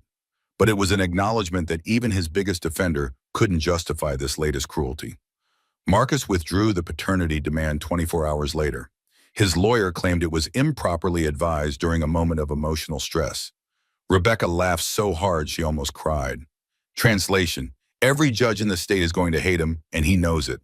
No family court judge will look kindly on a man who accused his dying wife of infidelity while offering zero evidence. But the stress took its toll on Claire. Her blood pressure spiked dangerously that night. The baby's heart rate became erratic. Alarms went off. Nurses rushed in. Dr. Morrison appeared within minutes. She checked monitors, examined Claire, made a decision. We're doing an emergency C-section. Right now, she's 36 weeks. That's viable. Premature, but viable. But if we wait any longer, we risk losing you both. Everything happened fast after that. Too fast. Claire was wheeled to pre-op. IV lines inserted. Monitors attached. Forms signed. She was terrified. Grace appeared out of nowhere, grabbed her hand. You're going to be fine. The baby's going to be fine. This is happening early, but it's happening. You're going to meet your daughter today. What if something goes wrong? Nothing's going to go wrong. You're too stubborn to die. Grace squeezed her hand. And your daughter is too stubborn to give up. She gets that from you. Jonathan appeared in the doorway. Claire had no idea how he'd gotten there so fast, but he was there, present, real. I called him, Grace said. Figured you shouldn't be alone. I'm here, Jonathan said quietly. You're not alone. I'll be right here when you wake up. What if I don't wake up? You will. His voice was absolute certainty. No doubt, no hesitation. You're too stubborn not to. Your daughter needs you. Grace needs you. And despite everything, the world needs you. So you're going to wake up. Claire wanted to believe him, wanted to feel that certainty, but fear was overwhelming everything else. They wheeled her through the surgical doors. Jonathan and Grace disappeared from view. She was alone with doctors and nurses and bright lights. The C-section took 47 minutes. Claire was conscious but numb from the chest down. She felt tugging, pressure, pulling. Dr. Morrison's calm voice giving instructions. Then a sound that changed everything.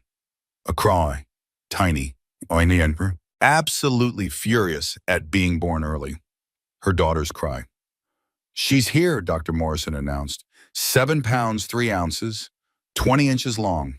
"She's perfect, Claire, absolutely perfect." They held her up for Claire to see. Just a glimpse. Tiny, red-faced, screaming, beautiful. Then they took her away to be examined, to make sure her lungs were strong enough, to check all the things they check with premature babies.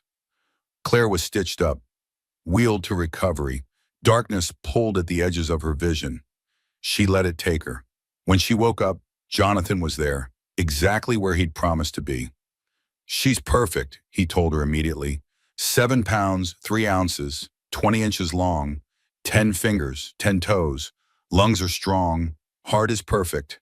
She's in the NICU for observation, but only as a precaution, standard for 36-weekers. "Can I see her?" "In about an hour, once you're stable. But she's fine, Claire.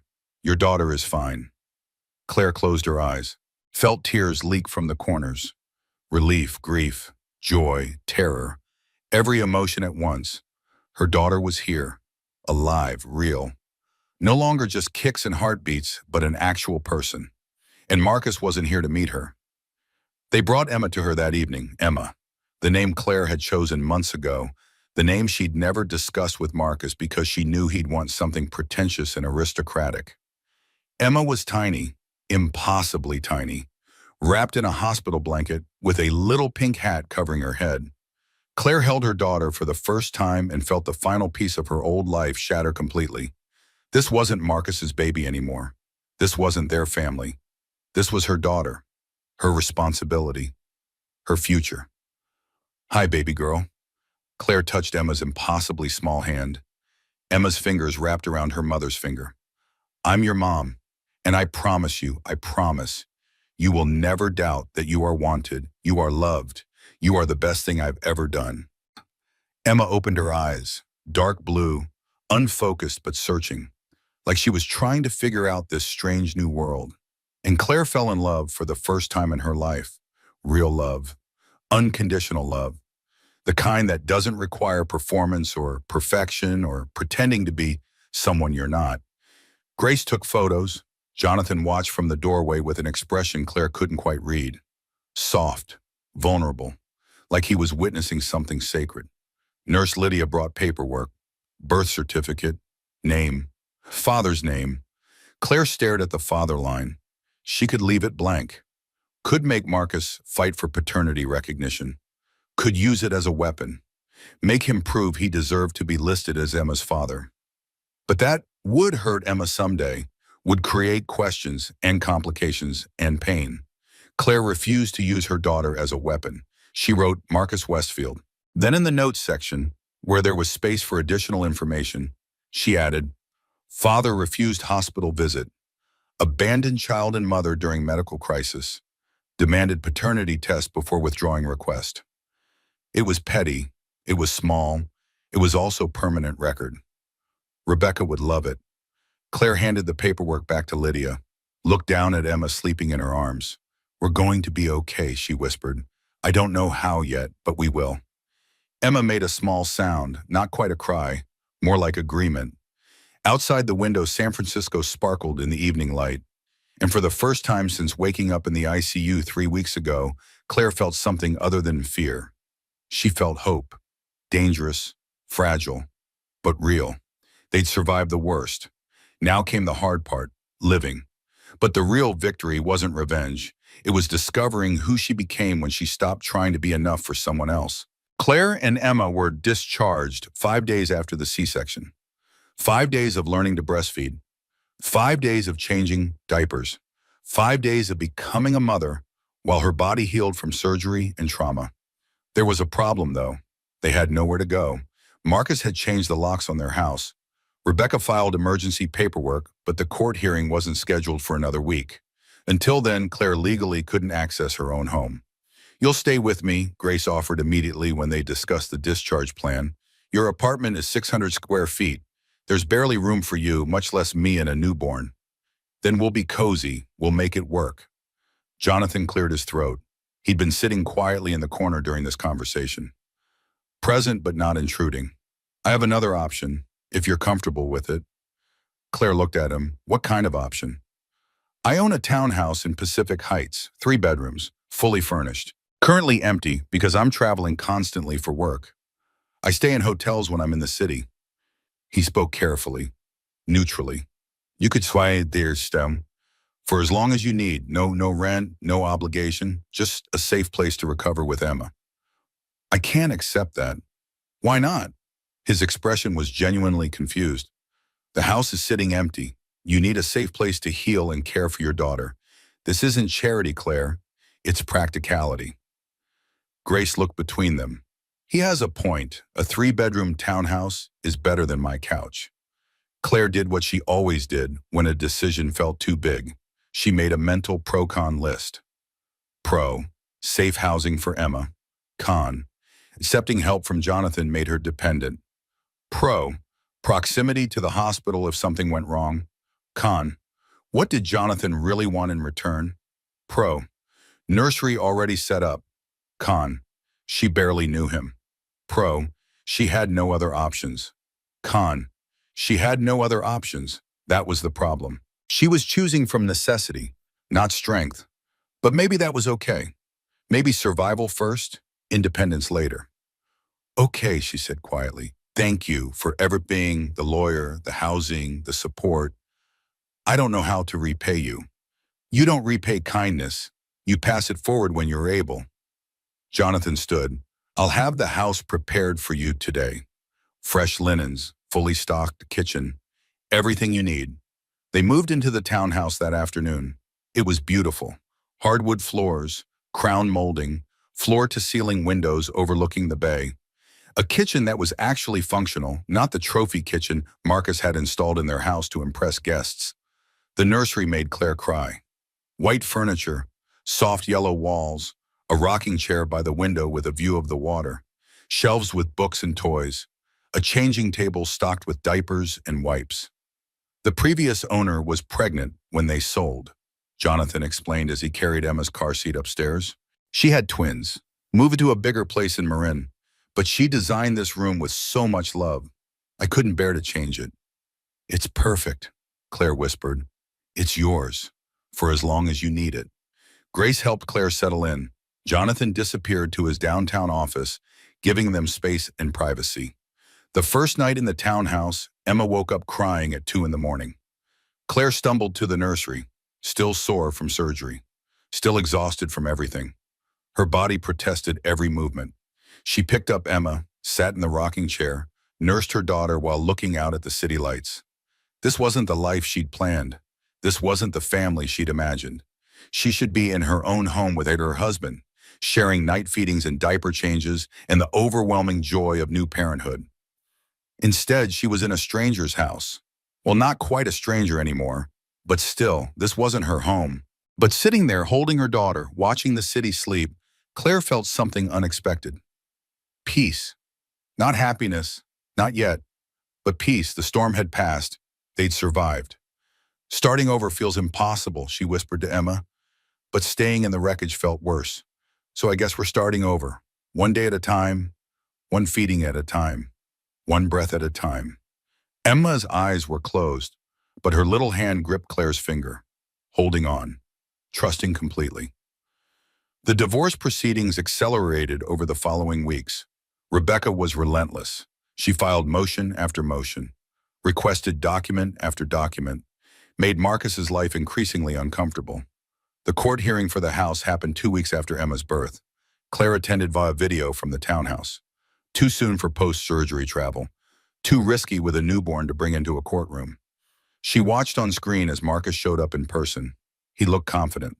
His new lawyer, the third one he'd hired, argued that Claire should sell the house and split proceeds. My client acknowledges this is a difficult situation, but the reality is Mrs. Westfield cannot afford the mortgage on her own. Selling the home and dividing assets is the fairest solution for both parties. Rebecca stood. Her expression was ice. Your Honor, opposing counsel's client systematically hid marital assets, transferred property to family members, and forged his wife's signature on multiple documents. He gave up any right to fairness when he committed fraud. She presented the evidence, the transfers to Marcus's brother, the properties in his mother's name, the forged signatures, the journal entries planning the abandonment.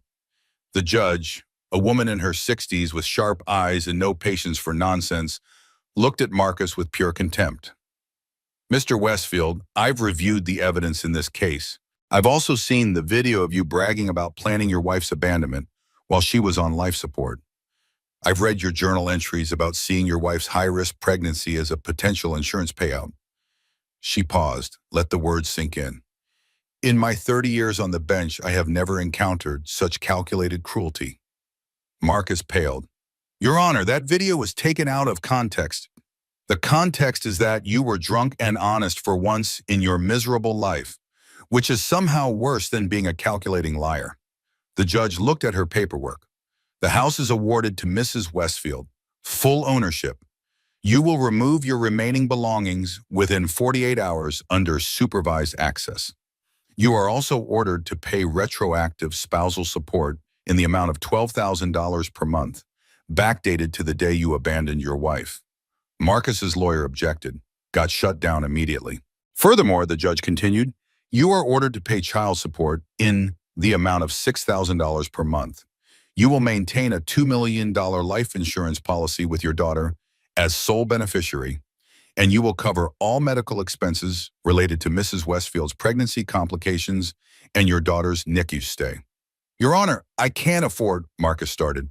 You can and you will, unless you'd prefer to explain to a criminal court why you committed fraud, forgery, and financial exploitation.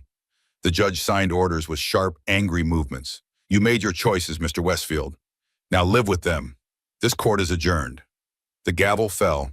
It was over. Rebecca called Claire immediately after. We won everything, the house, support, insurance, medical expenses, everything. Claire didn't feel victorious. She felt vindicated. There was a difference. There were among. Victory implied triumph over an opponent. Vindication meant being proven right after being doubted. She'd been right all along. Marcus was a monster. The journal proved it.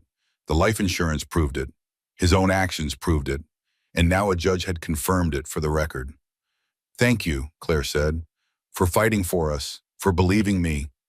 I didn't have to believe you. I just had to read the evidence. Rebecca's voice softened slightly. But for what it's worth, I do believe you. And I'm sorry you had to go through this. That night, Jonathan came by to check on them. He brought dinner from the Thai place again. Sat with Claire while she ate and Emma slept in her bassinet. You did it, he said quietly. You won. You mean Rebecca won? No, you won. You survived. You protected your daughter. You stood up to a man who thought he could destroy you. Jonathan looked at her directly. That's winning, Claire. Maybe not the way you wanted, but winning nonetheless. Claire set down her fork, looked at this man who'd appeared in her life at the worst possible moment and somehow become essential. Why did you really help me spy? She asked. And don't say revenge for the stolen code. There's more to it, I can tell. Jonathan was quiet for a long moment. When he spoke, his voice was vulnerable in a way she'd never heard before. Do you remember the charity gala 4 years ago at the museum? Vaguely. We talked for maybe 30 minutes about art and technology, about how the two fields could intersect. You mentioned wanting to curate a show exploring technology's impact on modern art. He smiled sadly. You had so many ideas, brilliant ideas. I offered to fund it. Do you remember? Claire thought back. That gala, that conversation. Yes, Marcus said no, said I was too busy to take on additional projects. He told me you weren't interested, that you thought it was a vanity project for rich tech guys. Jonathan's jaw tightened. I believed him. 3 months later, I saw you at another event.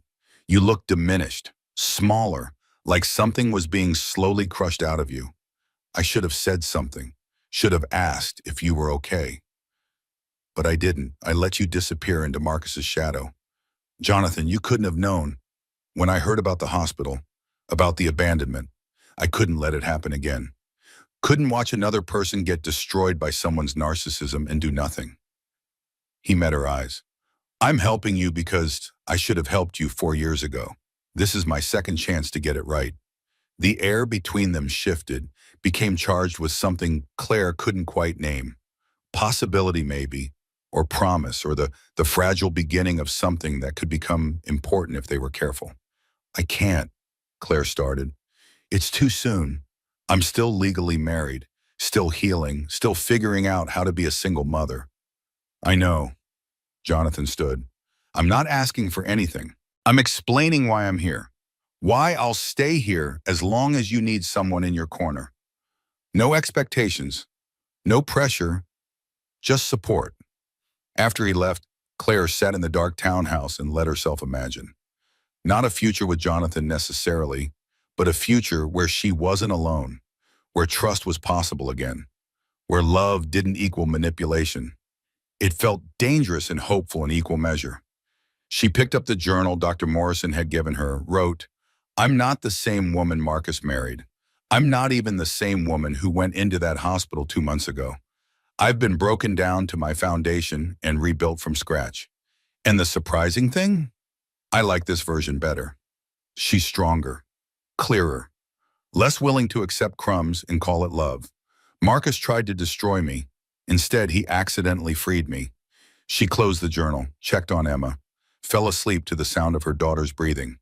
Tomorrow would bring new challenges. But tonight, they were safe, and that was enough. But the biggest surprise wasn't the judgment. It was who showed up at Claire's door 2 weeks later. Emma was 3 weeks old.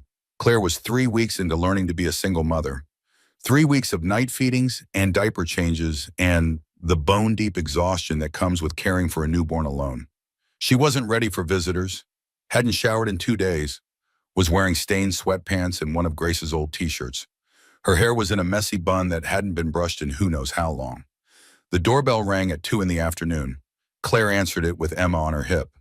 Sienna Vale stood on the doorstep. No makeup, hair in a messy bun, similar to Claire's. The expensive designer outfits replaced with jeans and a plain t-shirt. She looked human, vulnerable, nothing like the confident influencer persona from Instagram. I'm sorry to just show up, Sienna said quickly. Her voice was small, shaky. Can we talk? Please, just 5 minutes. Claire should slam the door, should protect her peace, should not let this woman into her space. But curiosity won. You have 5 minutes, Claire said. They sat in the living room, Sienna perched on the edge of the couch like a bird ready to flee. Claire stayed near the door, Emma still in her arms. I didn't know, Sienna started, stopped, started again. About the hospital, about the life support, about any of it. Marcus told me you were separated, that the pregnancy was complicated but you were fine, that you'd both agreed to divorce months ago. And you believed him. I wanted to believe him. Sienna's eyes filled with tears. I'm not making excuses. I'm explaining. Marcus is very good at making you believe whatever he wants you to believe. What changed? The video, his drunk speech at the club. Sienna wiped her eyes. I watched him brag about planning your abandonment, about waiting for the perfect moment, about using your medical crisis as cover. That's when I realized I wasn't special. I wasn't his great love. I was convenient, young, good for his image, someone he could control. Claire recognized the look in Sienna's eyes. It was the same look she'd seen in her own mirror for years. The slow realization that you've been gaslit so thoroughly you don't trust your own perceptions anymore. The moment when the fog lifts and you see clearly how completely you were manipulated. He's done with me now, Sienna continued. Dumped me 3 days after the video went viral. Said I was bad for his image. Too much baggage, too much drama. He's already moved on to someone else. A paralegal at his firm, 22 years old. Claire laughed. Couldn't help it.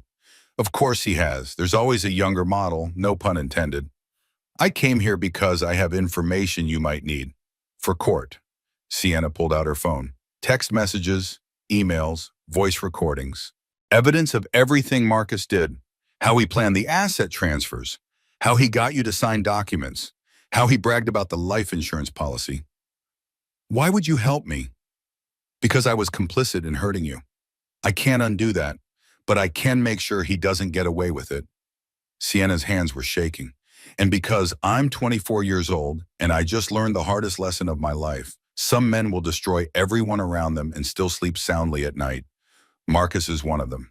Claire took the phone, scrolled through messages, evidence, ammunition, proof of calculated cruelty, text from Marcus to Sienna 6 months ago. Claire signed in the retirement account waiver today, didn't even read it. Too tired from the pregnancy. This is almost too easy. Email from Marcus to his brother. Transfer the rental property into mom's name. Claire won't notice. She doesn't pay attention to the finances. Voice recording of Marcus laughing. The life insurance policy is genius. If something happens during delivery, I'm set for life. If nothing happens, I still got her to sign away her retirement. Either way, I win. Rebecca was going to have a field day with this. Your lawyer will want all of this authenticated, notarized, every piece of evidence properly documented. Claire looked at Sienna, really looked at her, young, scared, realizing she'd been a pawn in someone else's game. You're going to get destroyed on social media when this comes out. When people find out you're helping me, they'll say you're trying to save face, that you're still complicit. I know. Sienna's voice was steady now, resolved. I deserve whatever comes. I made choices that hurt you. I have to live with that, but at least I can try to make it right. They spent the next hour going through evidence. Sienna explained context, dates, conversations she'd had with Marcus, things he'd said when he thought she was completely on his side. When she left, Claire felt something unexpected, not forgiveness, not yet, but understanding. Sienna had been a victim too, a different kind of victim, but still someone Marcus had used and discarded when she stopped being useful. That night, after Emma was asleep, Claire wrote in her journal, I'm not the same woman Marcus married. I'm not even the same woman who went into that hospital 3 months ago. I've been broken down to my foundation and rebuilt from scratch. And you know what? I like this version better. She's stronger, clearer, less willing to accept crumbs and call it love. Marcus tried to destroy me. Instead, he accidentally freed me. Jonathan returned from a business trip the next evening, found Claire reorganizing the living room furniture at midnight. Rearranging furniture at midnight is either a very good sign or a very bad sign, he said from the doorway. Sienna came by today. He set down his briefcase. I heard, Grace texted me. Are you okay? I'm better than okay. She gave us everything, every piece of evidence we need to bury Marcus in court. Claire stood back from the rearranged couch. Rebecca is filing amended claims tomorrow. Fraud, forgery, financial abuse, perjury. He's not just losing the divorce. He's losing his license to practice law. How do you feel about that? Claire considered the question, really thought about it. 3 months ago, I would have begged him to come back, would have blamed myself for not being enough, would have tried harder to save our marriage. She looked at Jonathan. Now, I hope he loses everything. Not because I'm vindictive, but because he deserves consequences. And because other women deserve to see that men like him don't always win. You've changed. I've survived. There's a difference. She sat on the newly arranged couch, patted the spot next to her. Jonathan sat, careful to maintain distance, respectful of her space and boundaries.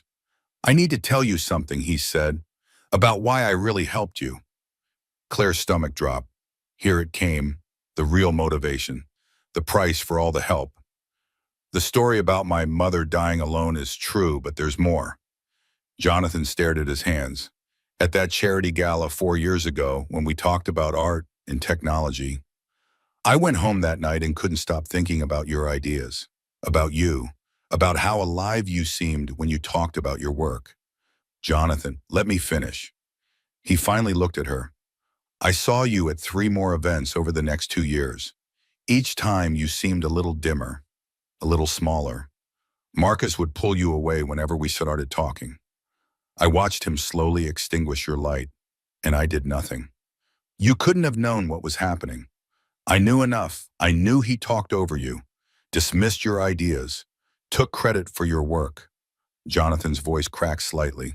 When I heard about the hospital, about the abandonment, I realized I'd been given a second chance. Not to save you, you're saving yourself, but to support you the way I should have years ago. The air between them shifted, became charged with something Claire had been afraid to acknowledge. I can't, she whispered. It's too soon. I'm still technically married, still broken, still figuring out how to be a mother. I know. Jonathan stood, moved toward the door. I'm not asking for anything. I'm explaining why I'm here. Why I'll stay as long as you need someone in your corner. No expectations, no pressure, just me being here. After he left, Claire sat in the dark living room and let herself imagine something she'd been too afraid to consider. A future where she wasn't alone, where trust was possible, where love didn't mean making yourself smaller, where a man could see her and not want to dim her light. It felt terrifying and hopeful in equal measure. She checked on Emma, asleep in her bassinet, perfect, peaceful, unaware of the complicated adult world she'd been born into. We're going to be okay, Claire whispered. Better than okay, we're going to be extraordinary. Emma made a small sound in her sleep. Agreement, maybe, or just a newborn noise. Either way, it felt like a promise. The courtroom was about to deliver more than justice. It was about to deliver transformation. The final divorce hearing happened on a cold December morning. Emma was 3 months old. Claire had spent those months healing, recovering, becoming someone she'd never been before. She walked into the courtroom wearing a navy suit Grace had helped her pick out. Professional, powerful.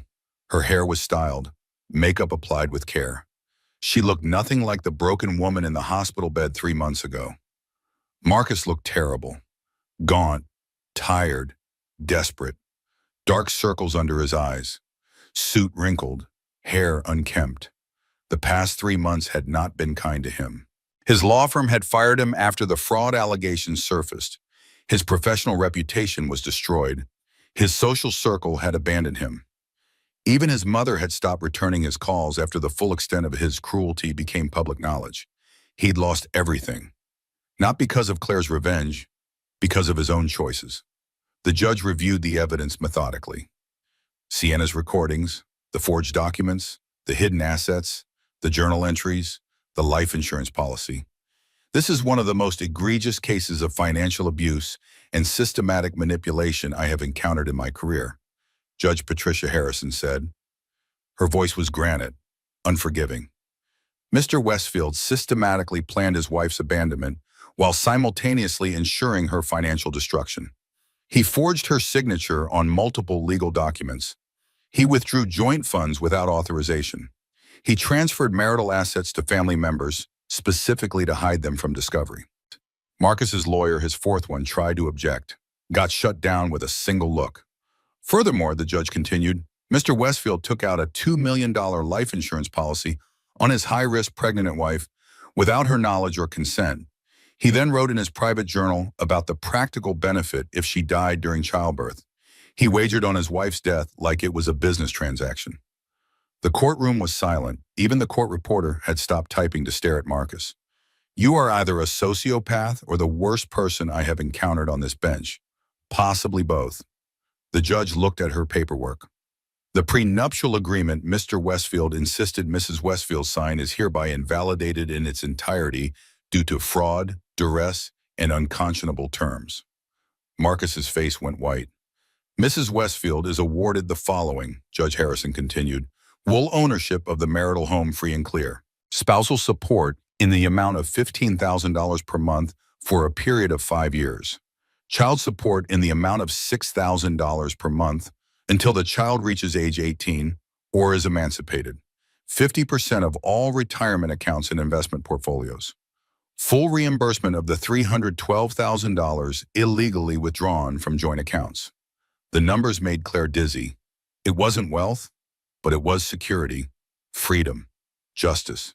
Additionally, Mr. Westfield is ordered to pay Mrs. Westfield's legal fees in full, which as of this morning total $237,000. The judge signed documents with sharp, angry strokes. He will maintain life insurance naming his daughter as sole beneficiary. He will cover all medical expenses related to the pregnancy complications and NICU stay. And he will have supervised visitation only, pending completion of a court-ordered psychological evaluation. Marcus stood. Marcus, Your Honor, I can't afford to pay all of... You should have considered that before committing fraud, forgery, and financial exploitation. The judge's expression was ice. You can pay these obligations, or you can explain to a criminal court why you shouldn't face charges. Your choice. This court is adjourned. The gavel fell. It was over. Claire walked out of the courthouse with Rebecca and Grace flanking her like bodyguards. The media swarmed immediately, cameras flashing, questions shouting, microphones shoved in her face. Rebecca had prepared a statement. Claire delivered it calmly.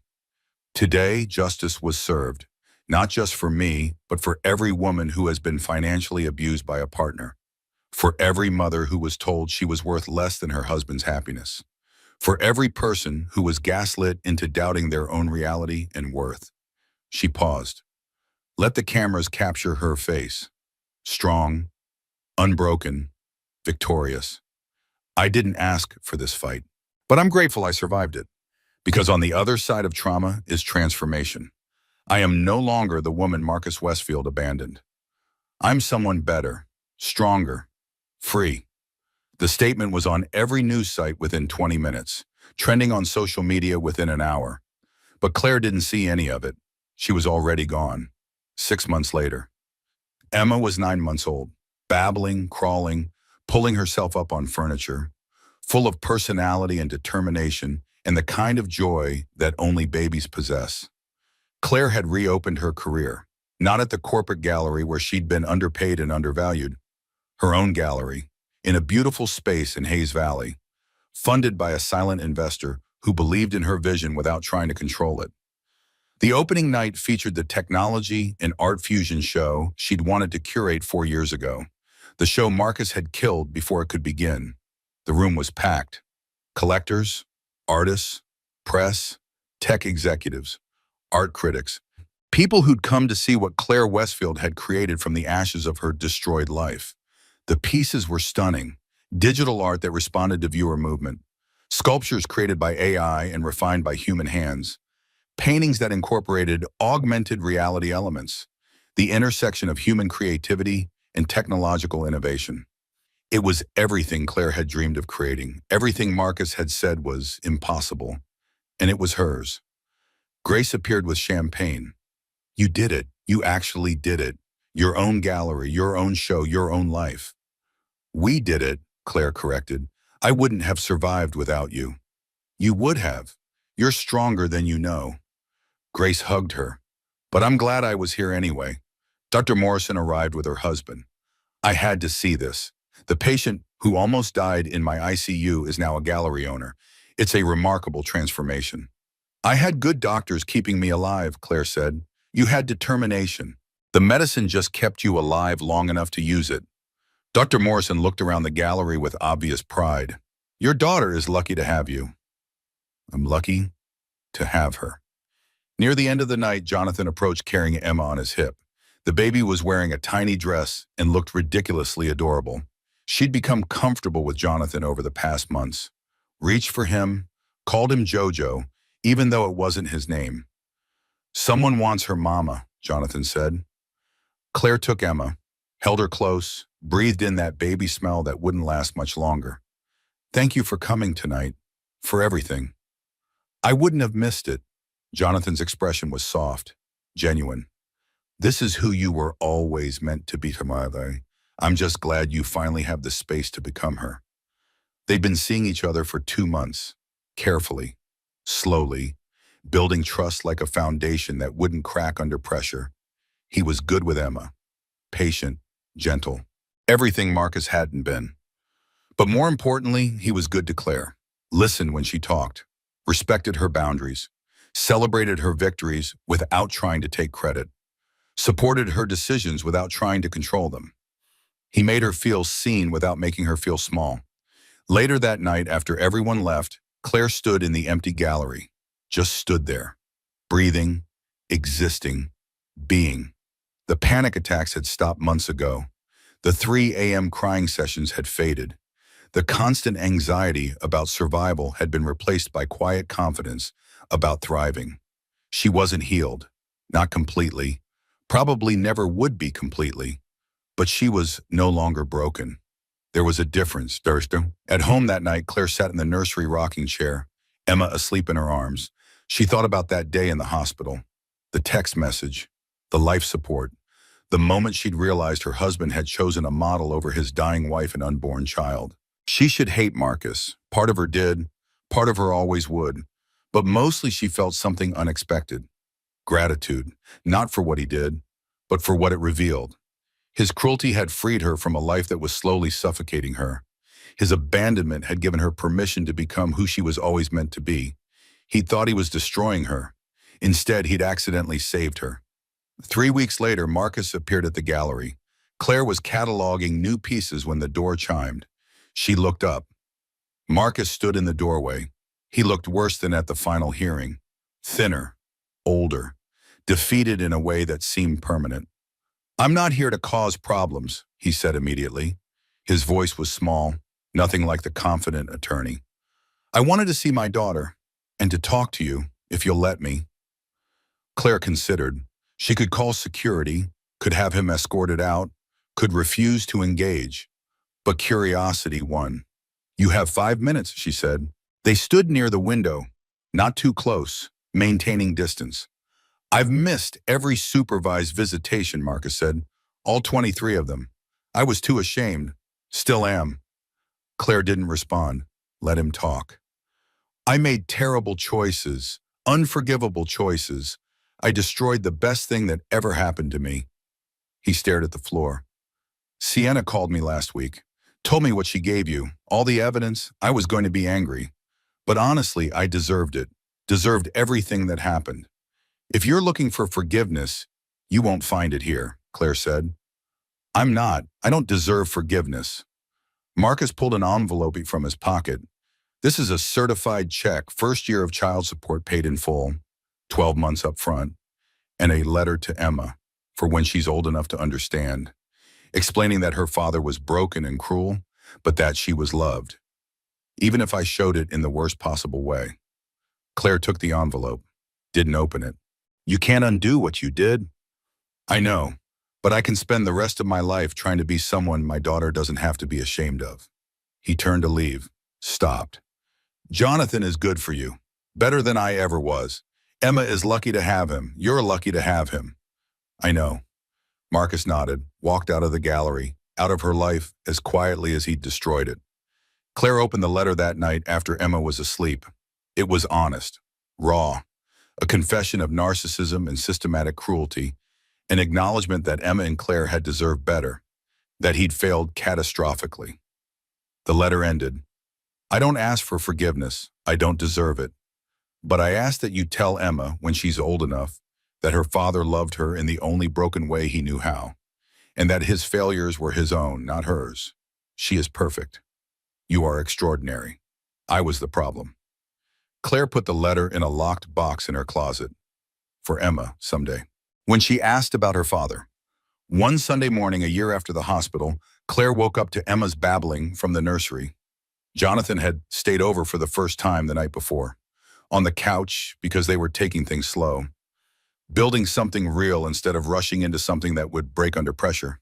She made coffee, listened to Emma's happy sounds, watched the city wake up through the window. Jonathan appeared in the kitchen doorway, sleep rumpled, perfect. "Good morning." "Good morning." Emma toddled into the kitchen, 13 months old now, walking, talking, full of opinions about everything. "Mama," Emma said clearly, then saw Jonathan. "Jojo." Claire picked up her daughter, held her close, looked at Jonathan, looked at her life. This wasn't the fairy tale ending. There was no dramatic music, no perfect resolution, no guarantee that everything would work out exactly right. Just 3 people building a family from the wreckage of the old one, taking it slow, being careful, trying to get it right this time. And somehow that was better than any fairy tale. Claire Westfield started this story dying in a hospital. She was ending it fully alive. Not because of revenge, not because Marcus got what he deserved, though he had. Not even because she'd found love again, though that was happening slowly and carefully, but because she'd found herself, the woman she was before she'd learned to shrink, before she'd learned to apologize for existing, before she'd learned that love meant making yourself smaller so someone else could feel bigger. Emma's second birthday party happened on a sunny Saturday in May. The gallery was closed for the day. The space transformed into a wonderland of balloons and streamers and a cake shaped like a paintbrush because Emma loved watching her mother work. The guest list was small. Grace, Dr. Morrison and her husband, Rebecca, Nurse Lydia, Jonathan and his father Thomas, a few other friends Claire had made over the past 2 years, people who'd shown up, who'd stayed, who'd proven themselves worthy of her trust.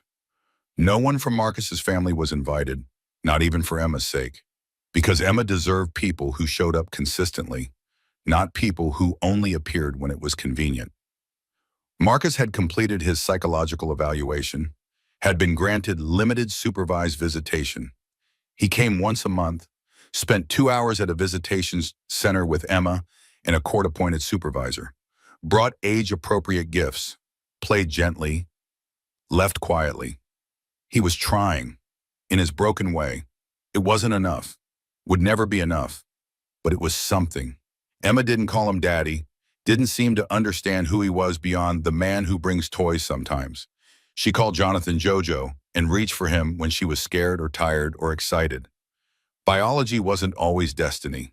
Make a wish, baby girl, Claire said as they gathered around the cake, 2 candles flickering. Emma clapped her hands. Wish, wish, everyone sang. Emma blew out the candles with help from Claire. Cake was distributed, presents were opened, normal birthday party things. But there was nothing normal about this moment for Claire. 2 years ago, she'd been dying in a hospital. Her husband had abandoned her. Her future had been a black hole of uncertainty and fear. Now she stood in her own gallery, surrounded by people who loved her, watching her daughter celebrate another year of life. The transformation was complete. After the party, after everyone left and Emma was asleep, Claire and Jonathan sat on the gallery floor surrounded by wrapping paper and deflated balloons. 2 years, Claire said quietly. 2 years, Jonathan agreed. You've come a long way. We've come a long way. Claire leaned against his shoulder. I couldn't have done this without you. You could have. You're stronger than you know. His arm came around her shoulders, gentle, respectful, always asking permission without words. But I'm glad I got to be here anyway. They sat in comfortable silence for a while. No need to fill every moment with words. Companionship was enough. Emma asked me something yesterday, Claire finally said. She asked if you were her daddy. Jonathan went still. What did you tell her? I told her that her daddy was someone else, but that you were Jojo, and Jojo was special. Jojo was family. Claire looked up at him. Was that okay? That was perfect. His voice was rough with emotion. I love her, Claire. I love you both. But I never want to try to replace Marcus. I just want to be here. Whatever that looks like. What if it looks like forever? The words came out before Claire could stop them. Vulnerable. Terrifying. Real. Jonathan cupped her face in his hands. Then I'm the luckiest man alive. He kissed her. Soft. Sweet. Full of promise instead of possession. And Claire kissed him back. Finally ready. Finally trusting. Finally able to believe that love didn't have to hurt. 6 months later, Claire sat in the same rocking chair where she'd nursed Emma as a newborn, writing in her journal, the one Dr. Morrison had given her 2.5 years ago. Dear Emma, she wrote, someday you'll be old enough to ask questions about your father, about why he's not around more, about what happened. When that day comes, I'll tell you the truth. Your father was broken in ways he couldn't fix. He made terrible choices. He hurt people. He hurt us. But I'll also tell you this. His brokenness was never your fault. You were wanted. You were loved. You were the best thing I've ever done.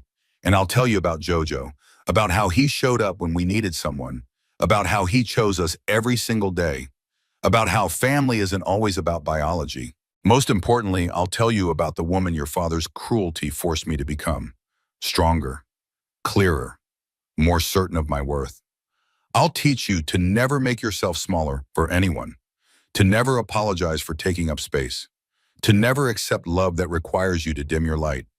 The man who left me for a model gave me the greatest gift, though he'll never understand it. He gave me back to myself, and in doing so, he gave me to you. We built this life from wreckage, you and I, and it's more beautiful than anything I could have imagined. You'll never doubt that you're wanted. You'll never question your worth. You'll never learn the lessons I had to unlearn. You'll grow up watching your mother take up space, claim her worth, build her dreams, refuse to shrink, and you'll know in your bones, in your blood, in your future, that no one gets to make you smaller. Not even the people who claim to love you.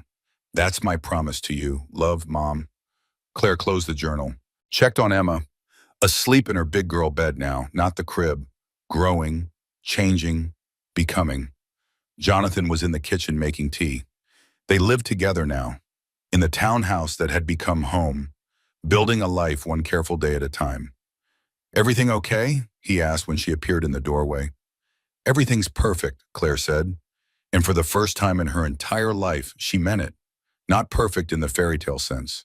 There were still hard days, moments of grief for the life she'd thought she'd have, flashes of anger at what Marcus had done, but perfect in the real sense, in the sense that she was exactly where she was supposed to be, doing exactly what she was meant to do, with exactly the people she was meant to love. The woman in the hospital bed 3 years ago wouldn't recognize her now, wouldn't recognize her strength or confidence or certainty. That woman had been dying, not just physically, in every way that mattered. This woman was alive, fully, completely, unapologetically alive.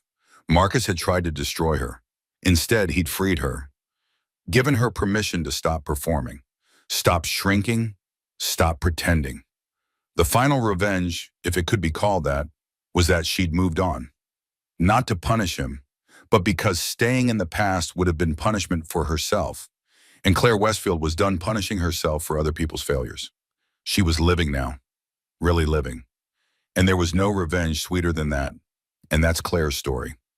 From a hospital bed where she almost lost everything, to a life more authentic than anything she'd imagined.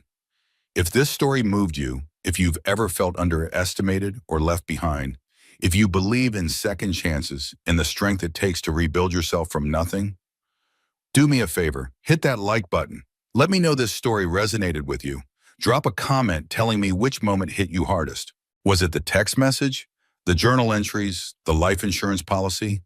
Or maybe it was Sienna showing up at Claire's door with evidence. I read every single comment and I want to hear your thoughts. Share this story with someone who needs to hear it. We all know someone who's been through their own version of Claire's nightmare. Someone who needs to be reminded that the end of something toxic is actually the beginning of something real. And if you want more stories like this, stories about real people facing impossible situations and coming out stronger, subscribe to this channel and hit that notification bell. Because Claire's story isn't unique. It's happening every day to women who deserve to know they're not alone. Remember what Claire learned. You are not responsible for other people's cruelty. You are only responsible for your own comeback. Thank you for listening. Thank you for being here. And remember, the best revenge is becoming someone they couldn't destroy. I'll see you in the next story.